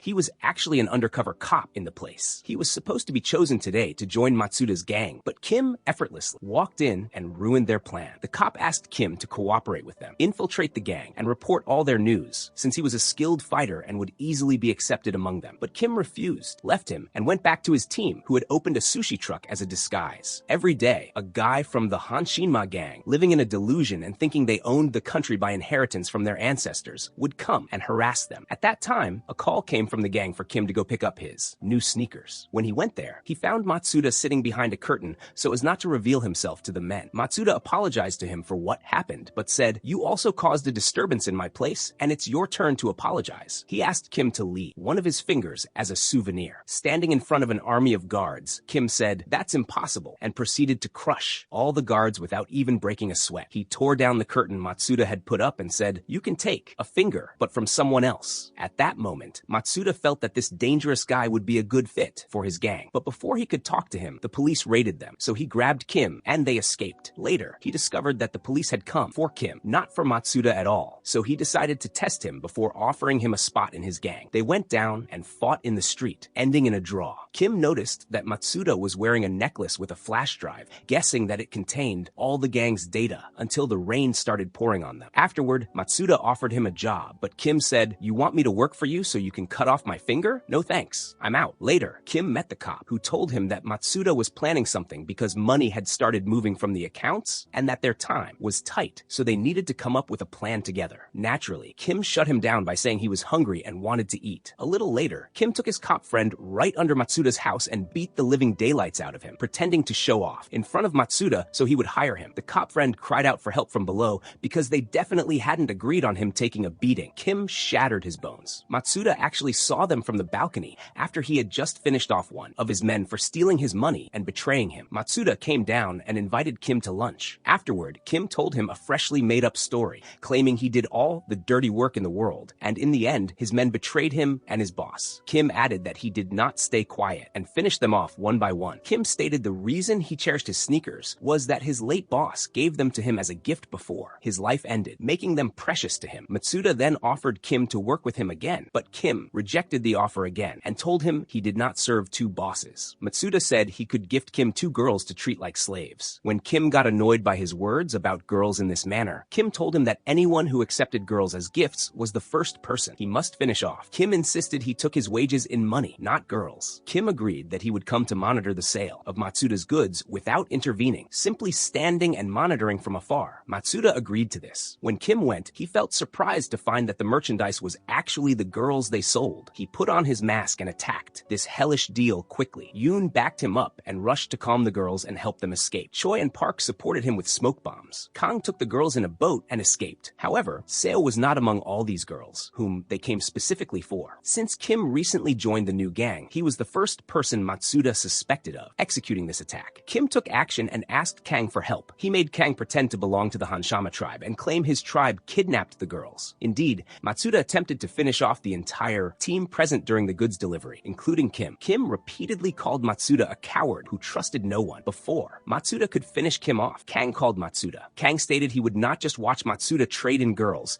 and that he took revenge for that reason. Kim told Matsuda to take him along to see who framed him, adding that Matsuda could finish him off off afterward. When they went, they found Kang dressed in tribal attire. Matsuda insulted Kang and his entire tribe one by one. Before Matsuda attacked him, Kang showed his poor health and began bleeding from his mouth. Matsuda felt he could not bully the weak man, thinking a simple breath would kill him. Matsuda decided to leave him and walk away. Kang stood up to split Matsuda in half with his sword, but Kim struck Kang in his side with a sharp tool. The entire act was fake and previously agreed upon. At that moment, Matsuda felt shocked by Kim's loyalty and realized he wronged him when he wanted to end his life. Matsuda decided to make Kim a key member of the gang and took him to the location where the game and all their dirty crimes originated. There, Matsuda told Kim that he never trusted anyone at all, but decided to put his trust solely in him. Matsuda threw a reception party for him, similar to an initiation ritual. Matsuda told him that if Kim had agreed to work with him from the first job offer, Matsuda would have finished him off instantly. Suddenly, the entire Hanshama tribe stormed in and announced they came that day to finish them off, since they were all old men with deteriorating health. Before they could touch a single hair on Matsuda, Kim took him far away from them. They escaped in Kim's taxi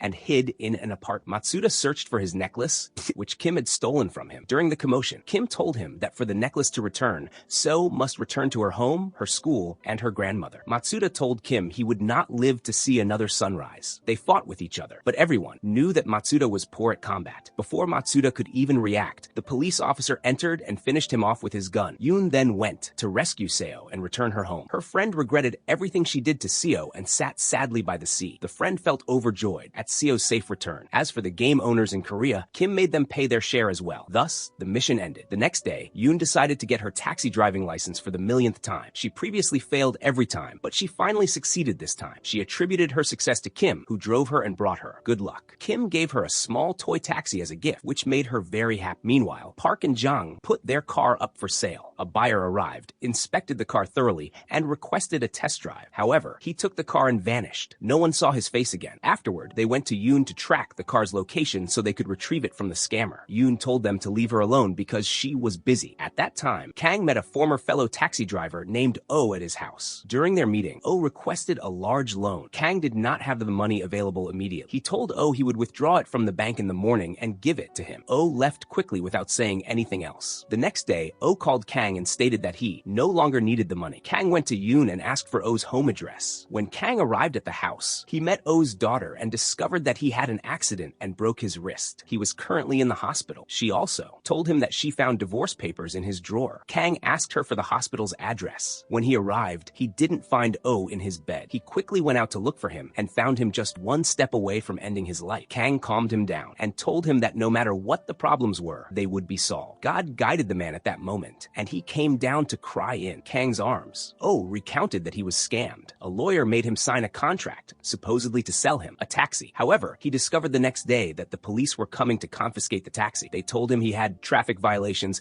and suspended his license as well. He remained stuck in a cycle of dealing with government offices. When he went back to the owner said, "It's not my problem. Go report it to the police." The police officer told Oh, "There's nothing I can do for you." Amidst all these disasters he was going through, he refused to tell his wife and daughter anything so as not to burden them. Afterward, Kang relayed the case to his team. They investigated the lawyer and found that he was indeed a lawyer, but had been disbarred for ending someone's life while driving. They felt it was unfair for Oh to pay for someone else's actions because he bought the car while it was involved in a crime, which he didn't know about. He relied on the fact that the owner of the place was a lawyer, so he didn't feel the need to investigate him. Oh genuinely kept trying to resolve the issue to get his license back. When Yoon asked, then why did he want to end his life? Kang told her the matter didn't stop there and played the recording so they could hear the rest of the problem. They learned that Oh was also made to sign for the ownership of the car involved in the accident, making him responsible for paying the repair costs, which amounted to $40,000. He didn't even have a fraction of that amount. When he objected, they grabbed him, beat him up, and told him that even if he resorted to the law, no one would solve his problem because in their eyes, he was at fault. The lawyer exploited this legal loophole and pinned everything on him. After hearing the full story,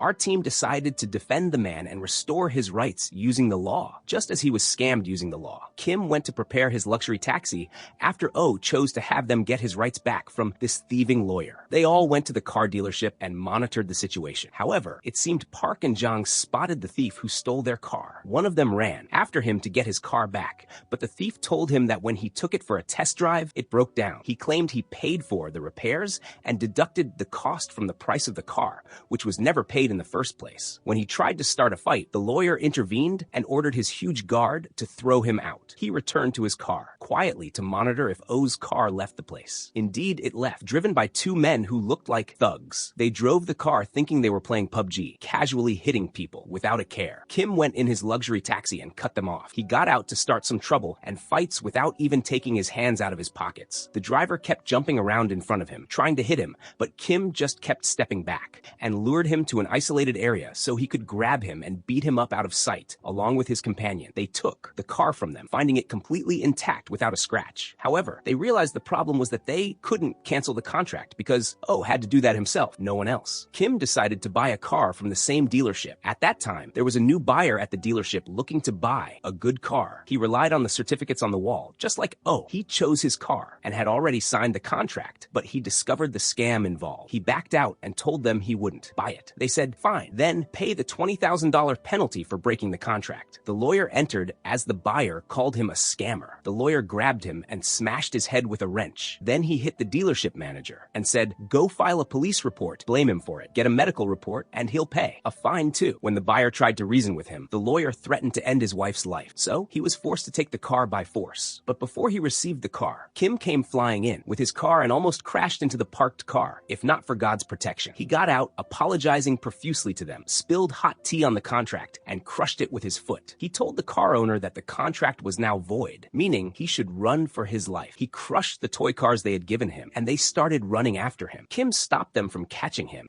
and told them he would pay for all the repairs and buy the car as well. After signing the contract and leaving with the car, he noticed the car's movement was unnatural. He was no longer able to control it despite being a highly skilled driver. To avoid any accidents from happening, he drove the car into a sand dune to stop it and prevent any major collisions. Fortunately, Yoon was on the phone with him and sent someone to tow him. Afterward, Park inspected the car, along with Jung, since they were engineers. They discovered that this car was previously submerged in water and was essentially a ticking time bomb. Anyone who drove it would definitely cause a disaster. Afterward, Kim went to monitor them and learned that they specifically targeted locations where cars flooded. The lawyer took them as scrap, washed them well, and sold them as new at his dealership. He also ran a side business with some gangs, giving them legal consultations and teaching them how to escape their crimes in exchange for a sum of money. Our team learned all of this through audio and video after Jang and Park went in, pretended to fight with each other, and left a camera in his room. After Kim learned about all these disasters,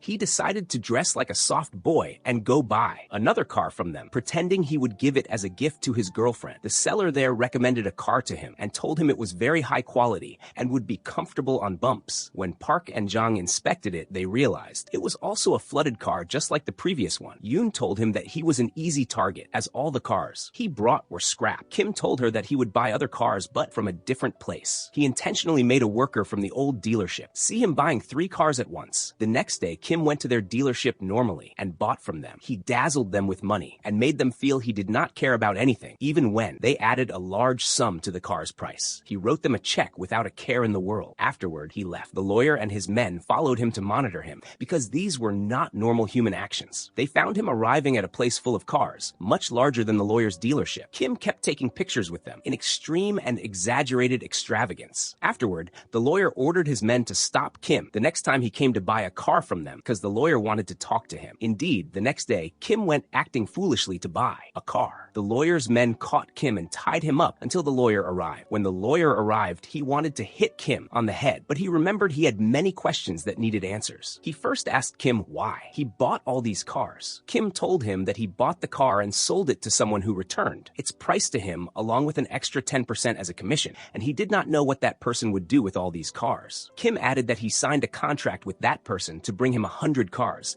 but he only managed to buy 30 and still needed 70 cars. The lawyer agreed to sell him the missing amount, but Kim found that the entire dealership only had 36 cars. At that moment, Yoon advertised that the car warehouse containing the cars flooded completely. Since the lawyer only bought flooded cars, he fell into the trap easily and went to buy the cars from Kang. The lawyer paid the entire entire amount in cash and signed the contract as well. While they loaded the cars, he found Kang telling him that there was still a much larger amount owed than what he paid. The lawyer's response was that this amount was not agreed upon, nor was it even in the contract. However, it was present in the contract he signed with Kang. Thus, the magic turned against the magician, and the deeds he used to do to his buyers were now happening to him. When the lawyer realized all this, he wanted his guard to crush Kang. Kang told him that if he brought his guard, Kang would bring Kim, and they would see who would win. Kim stepped out, and the lawyer was surprised that Kim was actually with them. The lawyer told Kim that he had planned to scam him from the beginning, and that he was completely tricked. When the lawyer's men tried to fight Kim to take the contract from them, Kim and Kang beat them up. The men left to bring their older relatives. They kept chasing the taxi until they cornered it in an isolated garage. Kim proceeded to ram into them with his car, just like they used to do to people on the street. Afterward, he parked, got out, and told them that the contract also stated that he would exchange the flooded cars for brand new cars like the ones in front of him. Kim told them that without them, he would not have known how to move all these cars to the garage alone. A fight broke out between them,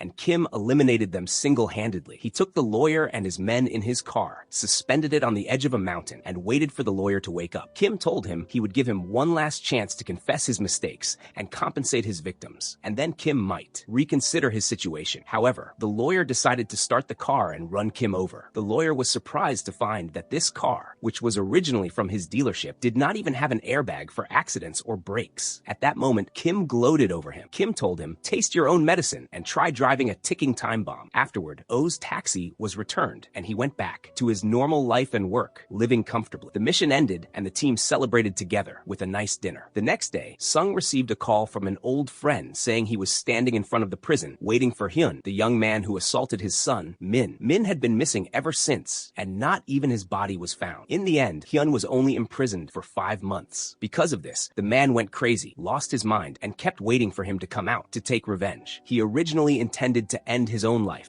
but Kang caught him and told him that if he did that, he would lose his rights and his son's rights. Kang managed to stop him from jumping into the sea, went with him, and learned that whenever he asked about his son, they filed a lawsuit against him and mistreated him. He was helpless, not even knowing what to do. At that moment, Kang considered it his own case and kept investigating it, hoping to find evidence of the son's disappearance. Even when he went to the lawyer to get any papers regarding the case, the lawyer wanted to kick him out, if not for Kang's threats to him. The lawyer agreed to give him what he wanted, which was camera recordings before Min's disappearance, but they didn't get anything out of it. When Kang asked Min's father why he said they ended his life even though he was missing, the father told him that he dreamt of Min telling him not to look for him anymore. At that time, Kang promised him they would wait for him when he got out, kidnap him, and wouldn't let him go until he confessed what happened. After the punishment period passed, Kang went and waited for him in front of the police station to kidnap Hyun, but he didn't show up at all and vanished completely, as if he never existed. Kang told them that because of this man, he founded Rainbow Taxi to bring justice to the helpless. Today, his situation was very difficult, as he was in a nursing home, causing great sorrow for Kang because he couldn't help him at the time. But Kim told him, "It's not too late at all, boss. What broke, Rainbow Taxi will fix." The rest of the team supported this mission, and they actually began searching through the case files. They learned that Hyun fought with Min in the locker room and attacked him with a weapon due to the match result. However, he was sentenced to only 5 months, and it wasn't even mentioned in court that he ended his life because they saw him in the camera recordings, walking out on his own 2 feet, perfectly fine. Thus, Hyun supposedly didn't touch him. However, Kim already suspected that the person walking out wasn't Min. Since Min was left-handed, he would carry the bag on his left shoulder. However, the person in the camera footage carried the bag on his right shoulder and also covered his face. But there was no evidence to prove this. They decided to monitor Hyun and observe his movements now. He had opened a gym and his life was comfortable. When Kim went to monitor him, he coincidentally chose to ride in Kim's taxi. Kim drove him to a funeral home. He had a large amount of money with him, and Kim discovered that it wasn't a funeral home at all. It was a place for them to gamble, hidden in the funeral home to avoid the police. After Hyun got out of prison, he bought an apartment and a car, but lost them gambling. On the day Kim reached him, he managed to get his car back. Kim decided to trick him into believing that Min was alive and left him a message on his car, telling him that he missed him and that they hadn't met in a long time. But when Hyun saw the message, he brushed it off, didn't care, and returned to his gym. They told him there that he received a call from someone named Min. At that moment, he became very anxious just hearing the name and went in to call his partner in crime, but his partner didn't answer him. He started reviewing the gym bills and found a paper among them written on it. "Are you okay? You told told me you did everything. He was very surprised by it and felt that someone was playing with him. When he went to check the cameras, he found someone wearing the exact same clothes Min wore on the day of the incident, behaving the same way, and he was completely terrified. He opened his phone and found a message from an unknown number saying they wanted to meet him. He took his car and went to his partner in crime to ask him if he really buried Min or not. His partner kept laughing at him and at his face, which had turned pale with terror. Thinking he came to threaten him because he wanted money, he hit him and said, "If you want me to bury you personally, I'll do that." At that time, Kim was monitoring him from afar and called Kang to assure him that he found Hun's partner in crime. We learn later that Min's father was counting the days and hours to reach Hyun after he got out of prison. All the time, he was sending messages to Min's phone, was telling him that he missed him and telling him about his day and what he was going through. Until one day, he received a message from Min's phone saying he wanted to see him. The poor man rushed out onto the street, flying to see his missing son. At that moment, a large car came and scooped him off the ground. He saw the driver, but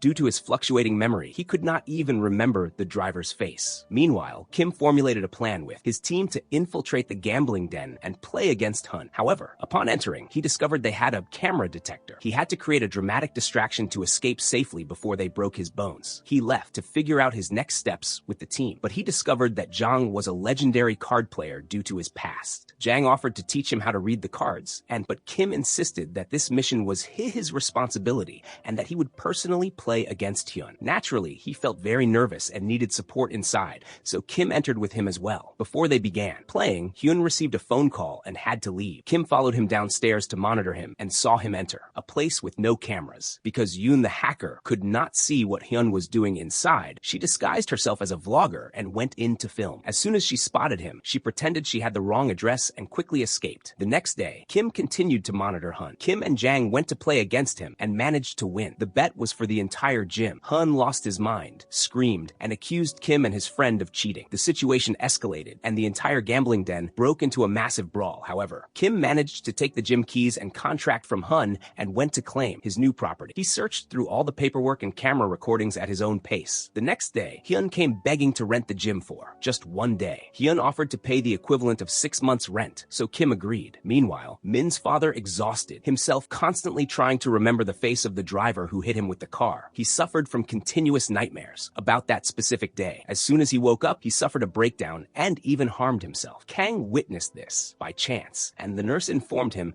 that it was not the first time the man did this. When Kang inspected the man's belongings, he discovered that the father tracked the hours he was lucid and able to remember his life. The man wrote down everything about his life and his son, so he could remember everything during the times he forgot even his own name. Kang noticed many dates written on the nightstand and photographed them, just in case they could help uncover what they meant exactly. He went to his team, who were monitoring the gym's cameras, and informed them that the gym contained a secret area they had not seen during their visit. Kang asked for their help regarding the numbers that Min's father wrote down, as he did not know their meaning. Kim suggested they might be the license plate numbers of the car. Kang remembered that the father used to set a broken clock to a specific number to remember the passcode for his house. Kang decided to bring him Min's clock so that when he woke up from a nightmare, remembering the numbers of the car that hit him, he could set the clock to those exact numbers. This is exactly what happened as soon as he woke up from his sleep with the memory intact. The first thing he did was set the clock to the car's license plate numbers. At that moment, Kang felt he finally had a solid grip on the case. Meanwhile, Kim discovered exactly what was inside the secret room and the reason behind Hun's desperate attempt to rent it for such a large amount. This was because Hun was helping his partner manipulate match results, as his partner was a university volleyball coach. The partner taught his students how to cheat, going as far as paying a student to attack his teammate so the teammate could not attend the final match, ensuring their team would not lose. When the partner learned that Hun lost the gym, he beat him up in the street and told him he had to retrieve the gym by the next day at the latest. Hyun then went to play against Kim again for the gym. Kim returned it to him without even making him lose, stating he no longer needed it. However, Kim introduced himself, claiming his name was Min. Hyun was completely shocked and hoped to himself that this was merely a nightmare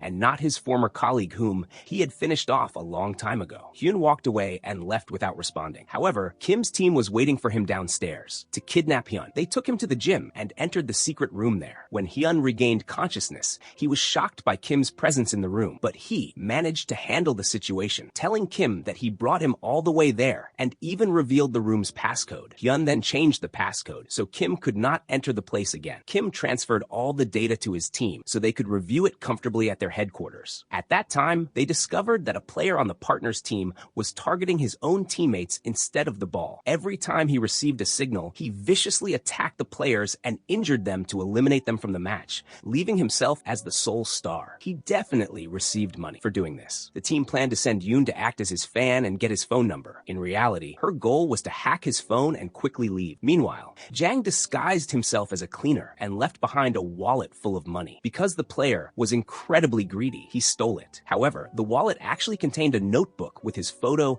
and some personal information. This was designed to trick him into believing that a foreign agent wanted to recruit him for his club. The player indeed found his card in the notebook, along with an article. He immediately accessed the article and found pictures of a person named Lorenzo, who was actually Kim in disguise, pretending to be a foreigner. Kim took a luxury car and went to show off in front of the player, who froze as soon as he saw him. The player felt that the doors of opportunity had opened for him and that he would travel and become famous. Meanwhile, Kim was at a restaurant and coincidentally met Hun and his partner while they were fixing the match result. Kim kept staring at them and told Hun's partner that he was a huge fan of his and of volleyball in general, and that they should have lunch together sometime. After they left, Hun informed his partner that Kim was the man who made him lose the gym in a previous bet, and that Kim now knew the location of their secret room. His partner became furious about this and decided to finish Kim off. He agreed with Hun to call Kim and invite him to dinner at a restaurant, sending him the address. However, Kim knew their intentions because the address he received had no restaurants around it. Therefore, he used his wits and jumped out of the car before they blew it up. They thought they had finally gotten rid of Kim, but he appeared to them the next day like a jack-in-the-box. He met their player and told him that he was watching him and that he must play. Fairly so, he could take him to play outside Korea. The player completely believed him and was overjoyed that someone had finally chosen him to be on their team, even though he naturally did not know how to play at all. His coach used him like a weapon on the court because he could take down the skilled players and eliminate them from the match. When the coach saw the player trying to actually play and act like the star of the volleyball team, he yelled at him and told him that he was a failed player and must strictly follow the instructions he memorized. Naturally, the player was infuriated and decided to play his own way. This caused the coach and his bets to lose entirely. They got into a fight,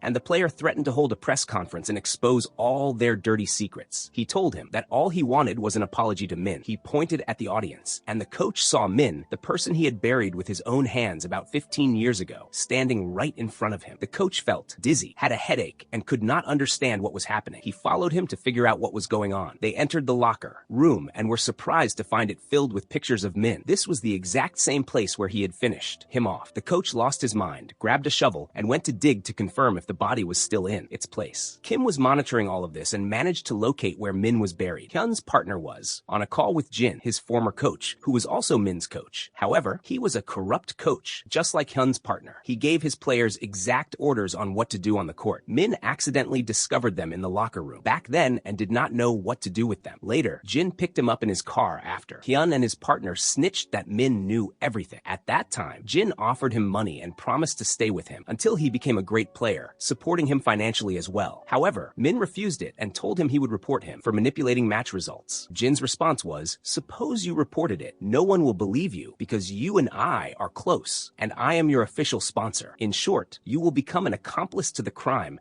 and destroy your friends' lives." Min replied that Jin was the one who destroyed all three of their lives. He got out of the car, left him, and went to Hun to advise him so they could go report Jin together and bear the consequences of their actions. However, he was surprised to find that Hun was not alone in the locker room. He was with his partner and coach Jin. They heard Min's words while he was advising his friend to report to the police. They then attacked and beat him so he would not leave and report them to the police, which would make all their efforts go to waste. However, his life did not end from their beating. Jin followed him out, hit him with his car, and ended his life. None of this appeared on the camera recordings because Jin made sure that no one appeared in the video except Hun. He kept moving from a distance. Afterward, Hyun collapsed when he saw Min lying lifeless in front of him. Jin allowed him to leave so he would not expose them and relied on Hyun's Hun's partner, who stayed with him and helped him bury Min. The partner then wore Min's clothes and appeared in the street recording to make it look like Min walked away perfectly fine and no one touched him. On the day of the verdict, Min's father was devastated and wanted to know where his son was. However, Jin sat in the back laughing at him, not caring about anything. The next day, Jin paid Hun's partner a sum of money to encourage him in his dirty deeds. At that time, the partner told him that Min's father visited Hun in prison and told him that he did not do this alone. They feared the father knew something and was staying quiet. That is why they got a car, sent him a message from Hun's phone, and hit him. They intended to end his life, leaving whatever God brought as a good outcome. After 15 years, they were exposed. Their actions were finally exposed, and they found out the location of Min's grave. There was a suspicion that a third criminal participated with them in the crime. Hyun's partner was talking to him when he was making sure Min was in his place, not wanting any trouble. As I told you, Jin had been traveling outside Korea since what happened. He returned when he found out that. Hyun's partner opened Min's grave and came to hold them accountable, acting like the angel of death. God forgive me. He hung Hyun on a hook, using him as bait, while his partner sat trembling with terror next to him. Jin also found out that the morgue managed to identify the body as Min's and determine the cause of death. So he took his car and crashed into the ambulance, transporting the body to the funeral home. After Min's father asked Kang to hold a funeral for his son, Jin stole the body bag from it. The news reached Kang, who wondered who could possibly do such a thing, until he received news that Hun's gym caught fire and he died instantly. As for his partner, he was exposed for manipulating match results and was about to be investigated until they found his body drowned in the university pool. At that moment, Kim was certain that someone intentionally ended their lives and that these could not be accidents. He confirmed that there was a third partner who did all this. They all feared for Min's father and were sure that we wouldn't leave him alone. Indeed, Jin went to take him from the nursing home, but Kang and Kim followed them and took Min's father back, though they couldn't catch them. Jin threw a cheap mobile phone at him, told him to answer his calls, and left. With the first call, he asked to meet him in a remote, isolated place. He kept giving him signals about the places he would enter and told him that this was his elementary school. Long ago, as a child, he was playing with a classmate and accidentally ended his life. His family said it was normal, an accident that happens, and hushed it up. Only his grandmother noticed that it wasn't an accident and decided to lock him in this school after graduation. Kim told him, "Are you going to tell me your life story? Just tell me where Min's body is. We sleep early here." Jin asked him to play a game. If he won, he would hand over the body, but if he lost, he would only have himself to blame, and Jin would throw Min's body away. Suddenly, Kim found an army of people attacking him inside the school. It was truly like PUBG in real life, but the team was a bit too large. While Kim was crushing everyone he met, Yoon was hacking the school's cameras with the help of Park and Jang. She was surprised to find that they were filming all of this live and broadcasting it on the dark web, taking bets on it and generating massive views and money. Yoon pinpointed the room the live broadcast was coming from so he could go crush them too. Before he arrived, she disabled all the school's cameras. He entered to find a cane, grabbed it, and wiped the floor with them. They were beaten so badly, as if they forgot their notebooks at home. He took care of Jin himself until Jin said, "I believe in God," and showed him where Min's body was in exchange for letting him live. But since they already found Min's body, Kim decided to finish him off and threw him out the window. He landed exactly in the grave dug to his size, just like in a drama. Kim stood there gloating, reminding him of what he did to Min and his father. Jin kept begging him to let him go, saying he would never hurt anyone else. But Kim told him he didn't care at all about his words. He said that Min's father's memory was reduced to 3 minutes, in which he could remember his son. Kim said, "During these 3 minutes, I want you to count how many people will look for you if you disappear right now without a trace." Jin replied that no one would remember him except Kim. Kim then poured sand over him to end his life in a worse way than what he did to Min. Afterward, Min's father took his son's body to bury it himself, happy that he avenged his son. The next day, Kim had a passenger named Romy in his taxi. She asked him to let her out so she could take a walk. Kim left her and drove away. Then, he picked up a passenger going in the opposite direction. When he turned around and went back, he was supposed to find Romy walking, but she had disappeared. He got out to look for her and discovered she jumped into the sea to end her life. Kim managed to save her, took her to the hospital, and made sure her condition stabilized. When she woke up, she found her boss, Sung, standing in front of her. He asked her to take out the IV drip so they could leave quickly. When she objected, he hit her and said, "You're the one forcing me to do this every time." Before he could approach her again, Kim arrived out, hit him with the car, took Romy with him, and began the ride. In the taxi, she told him she remembered him and that he was the one who saved her from the sea. She tearfully recounted that she was a student and had a friend. Both of them dreamed of becoming singers and actors. They filmed a video of themselves and sent it to a channel so they would accept them. Indeed, they saw the video. They succeeded, but the channel gave them an ultimatum to choose between their studies or their singing. singing and acting career. The two girls decided to drop out of school. These reckless decisions always ended badly. When they went to inform their families, their parents were not interested at all. They went to sign the training contract and discovered there were financial fees. They had absolutely no money. So when Romy objected, the trainer told her that the agency would cover the fees for now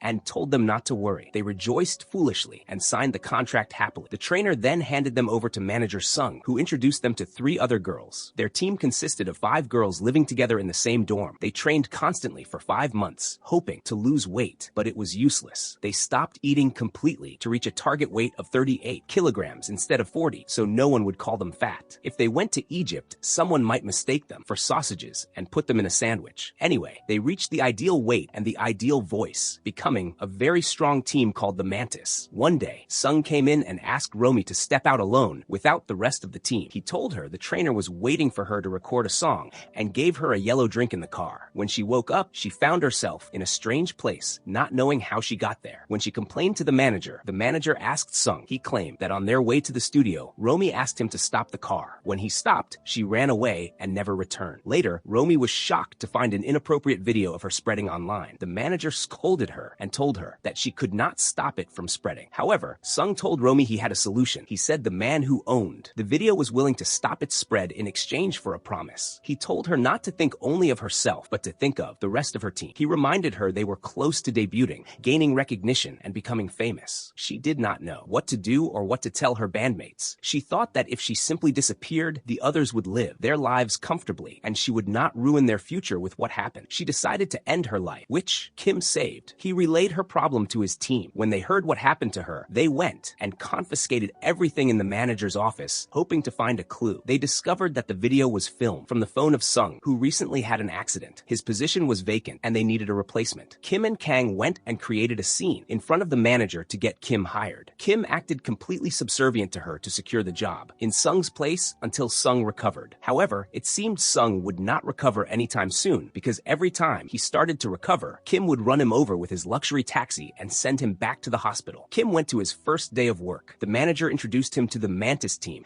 and told them he would be responsible for them until Sung returned. At the same time, Kim performed small favors for the managers there and managed to help. Yoon hacked the manager's laptop to see what they could find. The manager called him and gave him a pen containing a listening device so she could hear what the girls said about her. She asked him not to be nice to them at all. Afterward, he drove them to their dorm. The manager accompanied him and explained that they did not eat much. He showed Kim a picture of Romy and told him to report it if she ever appeared. He warned Kim not to let her near the rest of the team. Kim realized then that they were not looking for her. They just wanted to keep her away. We then learned the evil manager's backstory. During her first stage performance, she was very nervous. Her legs hurt, and there was a lot of commotion. There were problems during the show. As she stepped backward, she fell off the stage and lost consciousness. When they transferred her to the hospital, the doctors discovered her leg was in critical condition and required immediate amputation. They performed the surgery. When she woke up and realized her career ended before it even started, she collapsed. She broke down further when she saw pity in the nurse's eyes and decided to blind her completely so she would not see pity in her eyes. She currently lived with a prosthetic limb to interact with people while mistreating her girls. While Kim and his team tried to hack the cameras throughout the building, the manager almost caught him because the lights turned on when someone walked under them. Kim barely managed to escape and hid in a room after Yoon manipulated the lights to make the manager think they were malfunctioning. When he turned around, he was surprised to see the purple circle that Romy appeared in during the video. He did not understand why she did this to her. The next day was the debut performance for the Mantis. They were surprised when one of the team members lost consciousness and was transferred to the hospital. Because of this, the show was supposed to be canceled, but Kang wanted to save the situation. He went on stage himself to perform with them in place of the sick girl. He had memorized the performance and the dance even better than them, basically from attending all the rehearsals. Everyone was laughing at him because, honestly, it was not a good look. 3 Barbies and 1 Kim. At the end of the show, he made a heart sign for them on the camera, and the Rainbow Taxi team took a picture of him to tease him with it later. Kim continued to encourage the girls because each of them overcame something different on this difficult day. They thanked him for saving their show. Afterward, the manager tested him, asking, "If I told you to hit the sick girl who almost ruined our show, would you do it or not?" Naturally, because on his first day of work, he told her, "If you ask me to hit anyone, I would do it for you." She actually told him to hit anyone with a slap. At that time, Park and Jong were at the table next to them, so he got up and gave Park a massive slap that deafened him. Now, when she asked him to hit the girl girl, he said, "Of course, your orders. I'll go crush her." Just as he was about to hit her, Park appeared quickly and said, "Come here. You slapped me before, and I haven't forgotten it." They got into a fight until the manager called him and said, "Enough. Don't hit anyone and cause problems." She took the pen with the microphone from him. Thus, he officially became a trusted member of the team, and she trusted him completely. She took him with her to her first meeting and left him waiting outside by the door. However, he heard everything being said and realized that all this past time, she wasn't training the girls to become stars and celebrities, but to entertain the clients who came to buy and sell them. This way, she was compensating for her own failure in this area caused by the accident she had. He went and let Romy hear everything that happened to her friends. She was shocked that this talk was actually true. Now, the decision was in her hands, to take revenge or to forgive. Naturally, she chose to take revenge on them for everything that happened to her friends, what happened to her,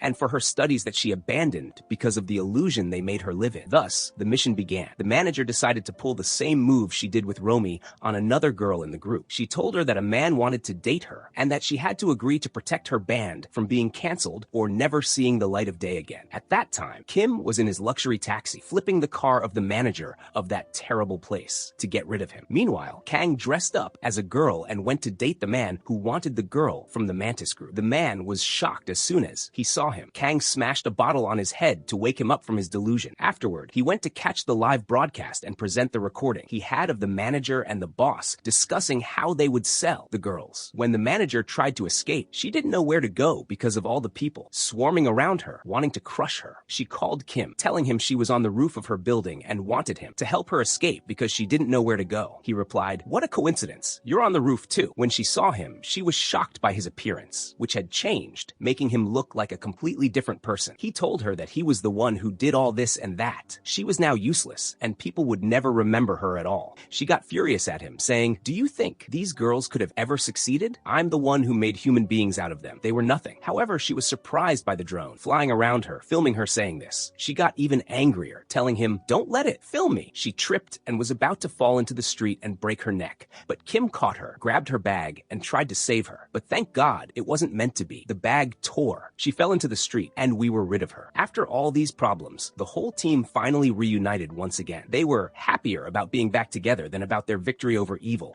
and also about their success in finally coming into the light and becoming famous. The Rainbow Taxi team was very proud of them and their success, becoming some of their biggest fans, especially Kim. The next day, Jong was testing the taxi when he found Maria asking him for a small favor. A little girl named Sam's father was in the hospital, and the doctor told them to keep his hands warm. Sam had been saving up for a year and decided to take all this money to buy him gloves to keep his hands warm. Then she saw an offer for it and ordered it, only to be surprised when she received a piece of brick. When Jong tried to just pay her the money to give himself peace of mind, she refused to take anything from him because it wasn't her money, but she wanted him to get her rights back. So he took the taxi and started a mission on his own, since the rest of the members were busy and didn't have time for him. The scammers' ad was still on the internet, so he ordered a phone from them and quickly paid them in cash. He was waiting for them to hand over the phone to catch them, but what happened was that the person took the money and disappeared. He lost $5,000 and went back crying to the Rainbow Taxi team too. He wanted his money. At that time, Kim moved with Yoon, who tracked the location and got the address so they could go retrieve Jong's money. They were surprised to find a woman inside, suffocating from smoke and losing consciousness. They managed to save her together. When she woke up, she kept crying and told them that they obviously came to take their money, but she had nothing to give them. At that moment, Kim realized she was also a victim. He asked her to tell him exactly what happened so he could help her. She told him she was pregnant and was browsing online to buy clothes for her child. She chose a complete set for him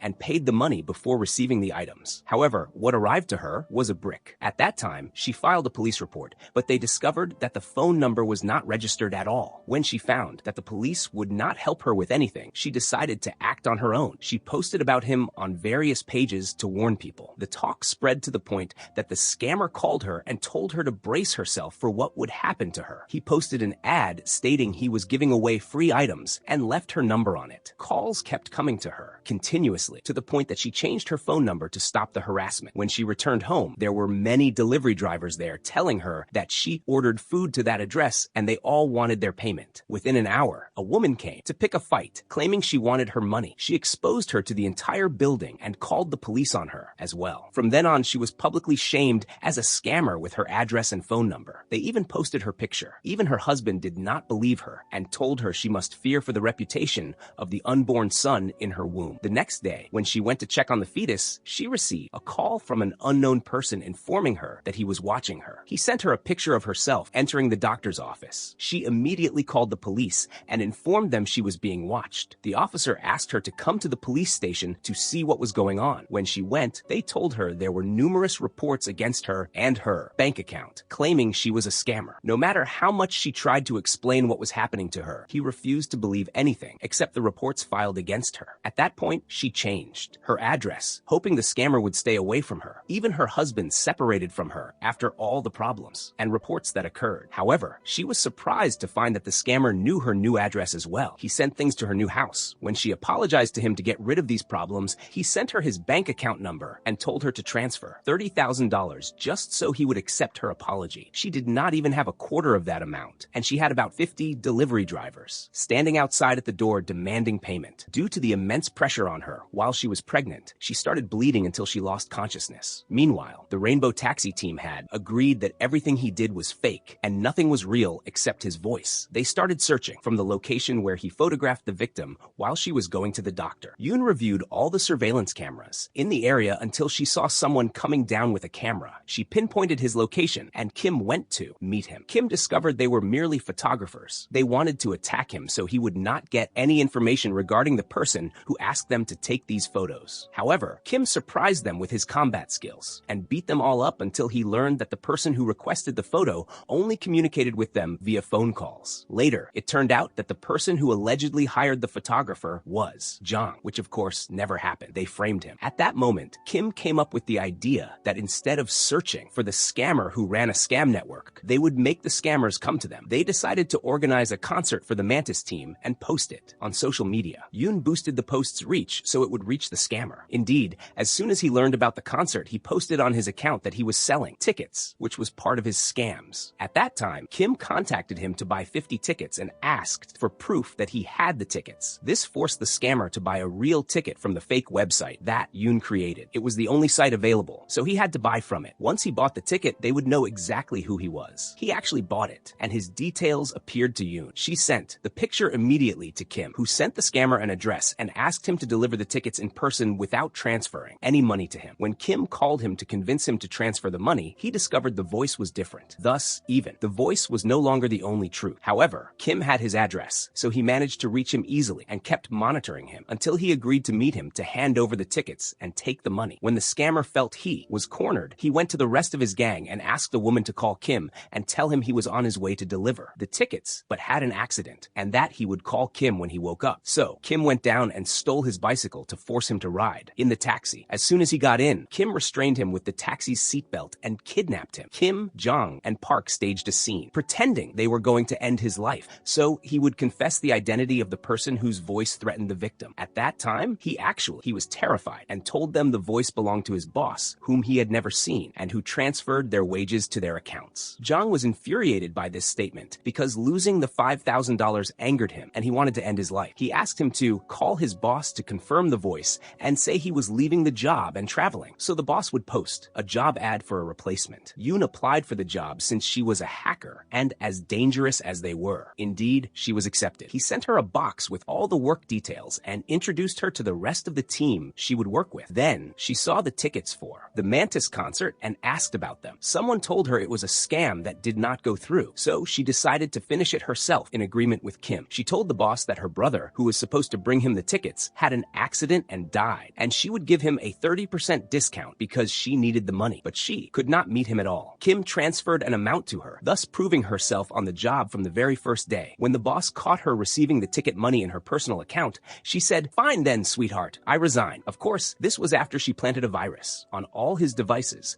refused to transfer any money to him, and did to him exactly what he did to the first victim. She kept sending delivery drivers to his address, humiliating him. At that point, he lost his mind and called the place that photographed the victim to photograph Yoon as well and threaten her with it. However, Jong had taken over the place and took his request. Afterward, Yoon called him from an unknown number, telling him she changed her number and would keep bothering him, and he would never be able to reach her. At that time, Jong called him, sent him Yoon's address, and went to electrocute her. But he was surprised when she beat him up with the kind of beating the government gives, making him doubt she wasn't actually police, and he fled quickly. Meanwhile, Meanwhile, Kim was monitoring him until he went home. Kim smashed his head, went inside to see the den he lived in, and was surprised by the amount of weapons that not even the police possessed. He found all the items he scammed people for, including the gloves some ordered for her father. Kim took them to return them to their owner. Even Jang's bicycle was there. He locked the scammer in the dog cage he had built and kept convincing him to repent and stop scamming. However, the scammer told him he would receive a final package and then repent. When he opened the package and held it, Kim was surprised to find it was a bomb. It exploded in both their faces. When Kim tried to catch the car that delivered the package, he couldn't because his ear was injured and he lost his balance completely. Afterward, the police closed the case since the scammer's life ended, and that was it. But Kim was convinced that there were people much bigger than him behind this. When Yoon investigated them, she discovered that the car that delivered the package was a fish truck located on a remote island. So, Kim took Kang and they went to fish and investigate this matter. They rented 2 rooms in a rundown hotel on the island, left their belongings there, and went to see a temple decorated with strange-looking lanterns. The police officer came, kicked them out, and asked them to leave and stay away from the temple. Afterward, a strange young man asked them for a ride to a place, carrying a camera, and didn't even pay the fare. Then they returned to the hotel, which was completely empty, and were surprised to find a man in their room making a bloody mess, sitting with a fish bucket waiting for their catch. But they hadn't caught anything. When they yelled at the hotel manager about how he entered their room without permission, she told them he buys all the fish from the hotel guests, so he thought they would sell him fish. They went back to their room and decided to lock themselves in securely while they slept. The next day, Yoon called them and said she found out all the details about the first scammer. He had only been to prison once, visiting the big boss of drug dealers who also scammed people. At that moment, he saw the fish truck and the photographer they had given a ride to heading towards the mainland. Kim asked Yoon to track them. Then he saw the police car following them, so Kim took the opportunity to enter the temple. He discovered that they had planted cameras everywhere and were monitoring them from there. Meanwhile, Kang stayed on the beach, pretending to fish, until the police officer came and told him to come with him on the boat to a place full of fish. He agreed to go so as not to arouse suspicion. On the other side of the island, Yoon was monitoring the fish truck when it arrived. She saw them making boxes for the new company employees, just like the one she received on her first day. They also left them flight tickets for 7 people who were supposed to travel. Jang and Park were monitoring Hyuk, the writer in this entire scam network. He was the one who hired the scammer. For the first time when he came to the island and entered a drug rehab center, Park followed him to see what the hell he was doing inside. But Hyuk caught Park and threw him in the fish truck. On the other hand, Yoon was also caught and was put next to her brother Park in the freezer. Kim tried to contact any of them, but there was no response. Suddenly, Hyuk appeared to him and told him that he would never be able to reach his friends, and then took him to treat him to a meal. Hyuk told him he would take him to his friends or bring them there, as long as he ate well. After much talk about all the jobs that Kim had worked, Hyuk decided to leave him and bring the rest of the team to him as well. They stood and checked on each other until they found a tree that came out to talk to them, scaring them half to death. A journalist emerged who knew that crimes were happening on this island. He was the only stranger who entered this island and remained alive. Everyone who came either became corrupt with them or they eliminated them. The Rainbow Taxi team was the first group of people to survive after him. He showed them the camera recordings he filmed throughout the previous period. He begged them to help him with his investigations and avenge his boss, whose life they ended on the island. The next day, Kim went and pretended he had a capital of $2 million, claiming he wanted to join their illegal business. He met the big boss, the priest, to agree on the deal. The priest wanted to see the money first, so Kim asked him if he thought he was an easy target and stated he would never carry $2 million in his pocket before they even agreed on the deal. Kim told him he would answer a call and return. When he went to answer the call, he met Hyuk and asked for a ride. Kim went with him. On the way, Hyuk told him that clients arrived on the island that day, some of whom worked with him for a long time, while others were new. Hyuk went to meet one of his men who just got out of prison and brought 2 more clients with him. When the man saw Kim, he acted surprised and asked who he was. Hyuk introduced him and said Kim would join their gang soon. When Hyuk introduced Kim, he said he came on behalf of the scammer who worked under him. Kim realized that this man was the scammer's boss and the reason behind the bomb that he sent and exploded in their faces. Afterward, they returned to a house on the island so the girl working with the gang could list their services and collect money in return. The payment had to be made before the service. She was surprised that the young men she offered the services to had no money at all. They even threatened to expose her, so she asked them to go outside and drink a cup of tea. When they went out, they met Ashmawi, who waited for them and grabbed them. He finished them off instantly, not even taking a second. When Kim saw them, he was shocked by what happened. We learned that 7 years ago, Hyuk worked as a public prosecutor. prosecutor. When he witnessed a massive global scam, he felt the matter was quite entertaining and decided to join them secretly. He became the protector of all scammers in the country, dropping all the charges against them. Kim managed to figure out this entire operation in no time. Afterward, he agreed with Hyuk to tell him the plan that he and his men would follow. Kim pretended to fight with Kang, acting as if he objected to the plan. He told Hyuk that he wanted to finish Kang off because he acted like the owner of the money. On the other hand, Kang asked the priest to finish Kim off under the pretext of their disagreement, claiming that the money was his. Yoon also took Hyuk aside secretly and asked him to finish Kim off, arguing that dealing with one person was better than dealing with a group. They sat and waited to see whose side he would take in the end and who he would eliminate. However, Kim discovered that as soon as the gang got the money, they would finish all of them off and keep the money. At that point, Kim stuffed clothes into his bag and tricked Hyuk into believing it was the deal money. Kim took him in the taxi to distract him for a while until the rest of the team finished their tasks. Jang and Park distracted the gang girl. Kang was with the priest, and everyone was completely occupied. At that time, Yoon searched for their hideout where they committed all their cybercrimes. She managed to find it in the temple. She tried to hack the entire system, succeeded, and informed her team that the mission was a success. When she tried to leave, she ran straight into Ashmawi, who attempted to finish her off. However, Kim arrived in time and finished him off instead. Before Kim escaped with the whole team, he received a call from Hyuk, who just wanted to understand why he did this. Kim told him that he didn't care about all his schemes. His only concern was the woman they scammed and humiliated, the man who had $5,000 stolen from him, and the little girl they scammed over the gloves. Suddenly, he discovered that Hyuk triggered loud alarm sirens, and everyone on the island started hunting for the Rainbow Taxi team to eliminate them. A chase ensued, and they almost flipped the taxi into the sea. Fortunately, Park had modified the car's electrical system, enabling Kim to activate the feature Park installed. Kim pushed 3 cars in front of him, completely destroying them along with their occupants. Kim emerged unharmed and spotted Hyuk, who tried to escape, but with a single gunshot, Kim blew up his boat. Thus, all the evil hands on the island were eliminated. The journalist returned and published a magnificent scoop that shook the world. It was then time for the group dinner they had after every mission. The next day, someone approached Kim of the police who was his colleague when he was still a captain before he left the police force. He needed Kim's signature on some papers regarding Sergeant Sun, whose life had ended. Kim was shocked by the news, which hit him like a thunderbolt. He made a call saying he wanted to return to service. He threw his phone away and left. Yoon searched everywhere for him, but couldn't reach him. After 2 weeks of his disappearance, Yoon found the location of the taxi he was driving. When she checked the cameras, she found he was visiting Sun's grave. After conducting her investigations, Yoon discovered that Sun was fleeing from a training site when an explosion occurred, ending her life. She was punished posthumously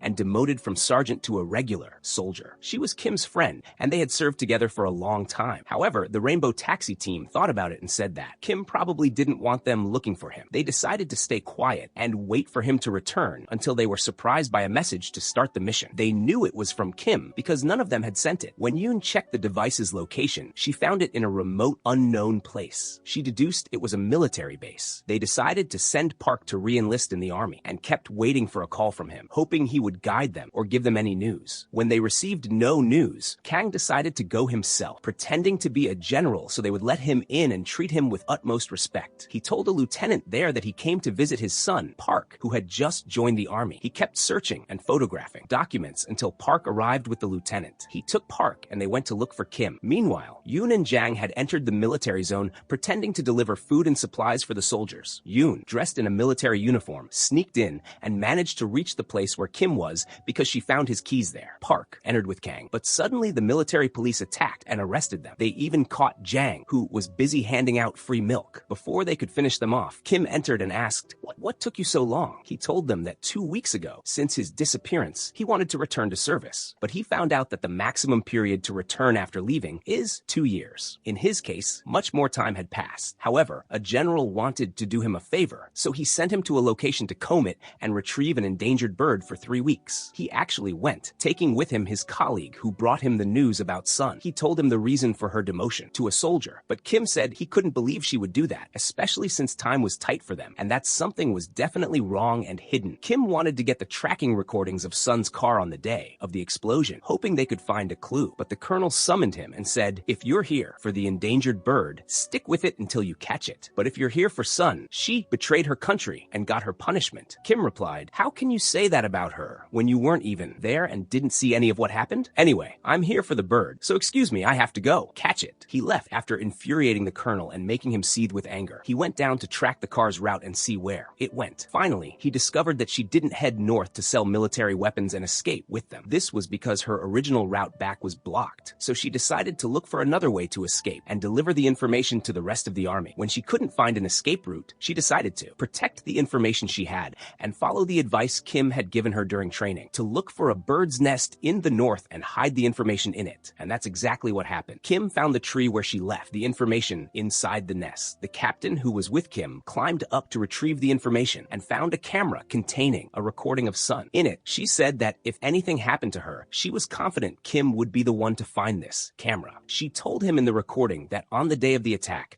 the colonel asked them to change their attack location and moved them to a specific different place. She found the matter strange, but thought it was normal. However, she was surprised at the end of the day to see the colonel taking a lieutenant with him. They went to the new attack location and planted explosives inside the defense materials. She had been watching them and knew about this the day before the attack. She stayed quiet, and the next day she went to the location with her battalion. But before they arrived, she ordered them to drop off halfway and return to the military base again. They naturally followed orders. She went to the location alone, contacted the colonel on the radio, and told him, "I know what you were planning to do and what you were waiting for. You sold out your army to finish them off." She threatened him that she would go and report him and the explosives he planted for them. She went in, gathered all the items containing explosives in the car, and went to report it. But she was surprised that he had sent soldiers to block the road. They raised their weapons at her and threatened her, and the colonel stood with them. But she told him to get ready to sell radishes and arugula soon, and to forget the stars on his shoulder. When he refused to let her pass, she remembered Kim's words that he taught her. She filmed all the explosives, recounted everything that happened, hid the camera in a tree nest, and returned to sit in the car until the explosives detonated. Thus, she sacrificed her life so the rest of the battalion would live. After all this, the entire army ostracized her and considered her a traitor based on the story the colonel fabricated for her. At that time, Kim sent the call to the Rainbow Taxi team, who turned the world upside down looking for him, until he came to them himself to get justice for poor Sun. At that time, Yoon, the hacker, went and accessed the military database and took everything she needed. The matter reached the Supreme Commander, who also learned about the camera issue. He sent a man to finish off Yoon and steal the camera from her. But Kim caught him and saw the Supreme Commander, who was in the car. Kim remembered him instantly because he was a corrupt commander who had asked him in the past to end the lives of an entire company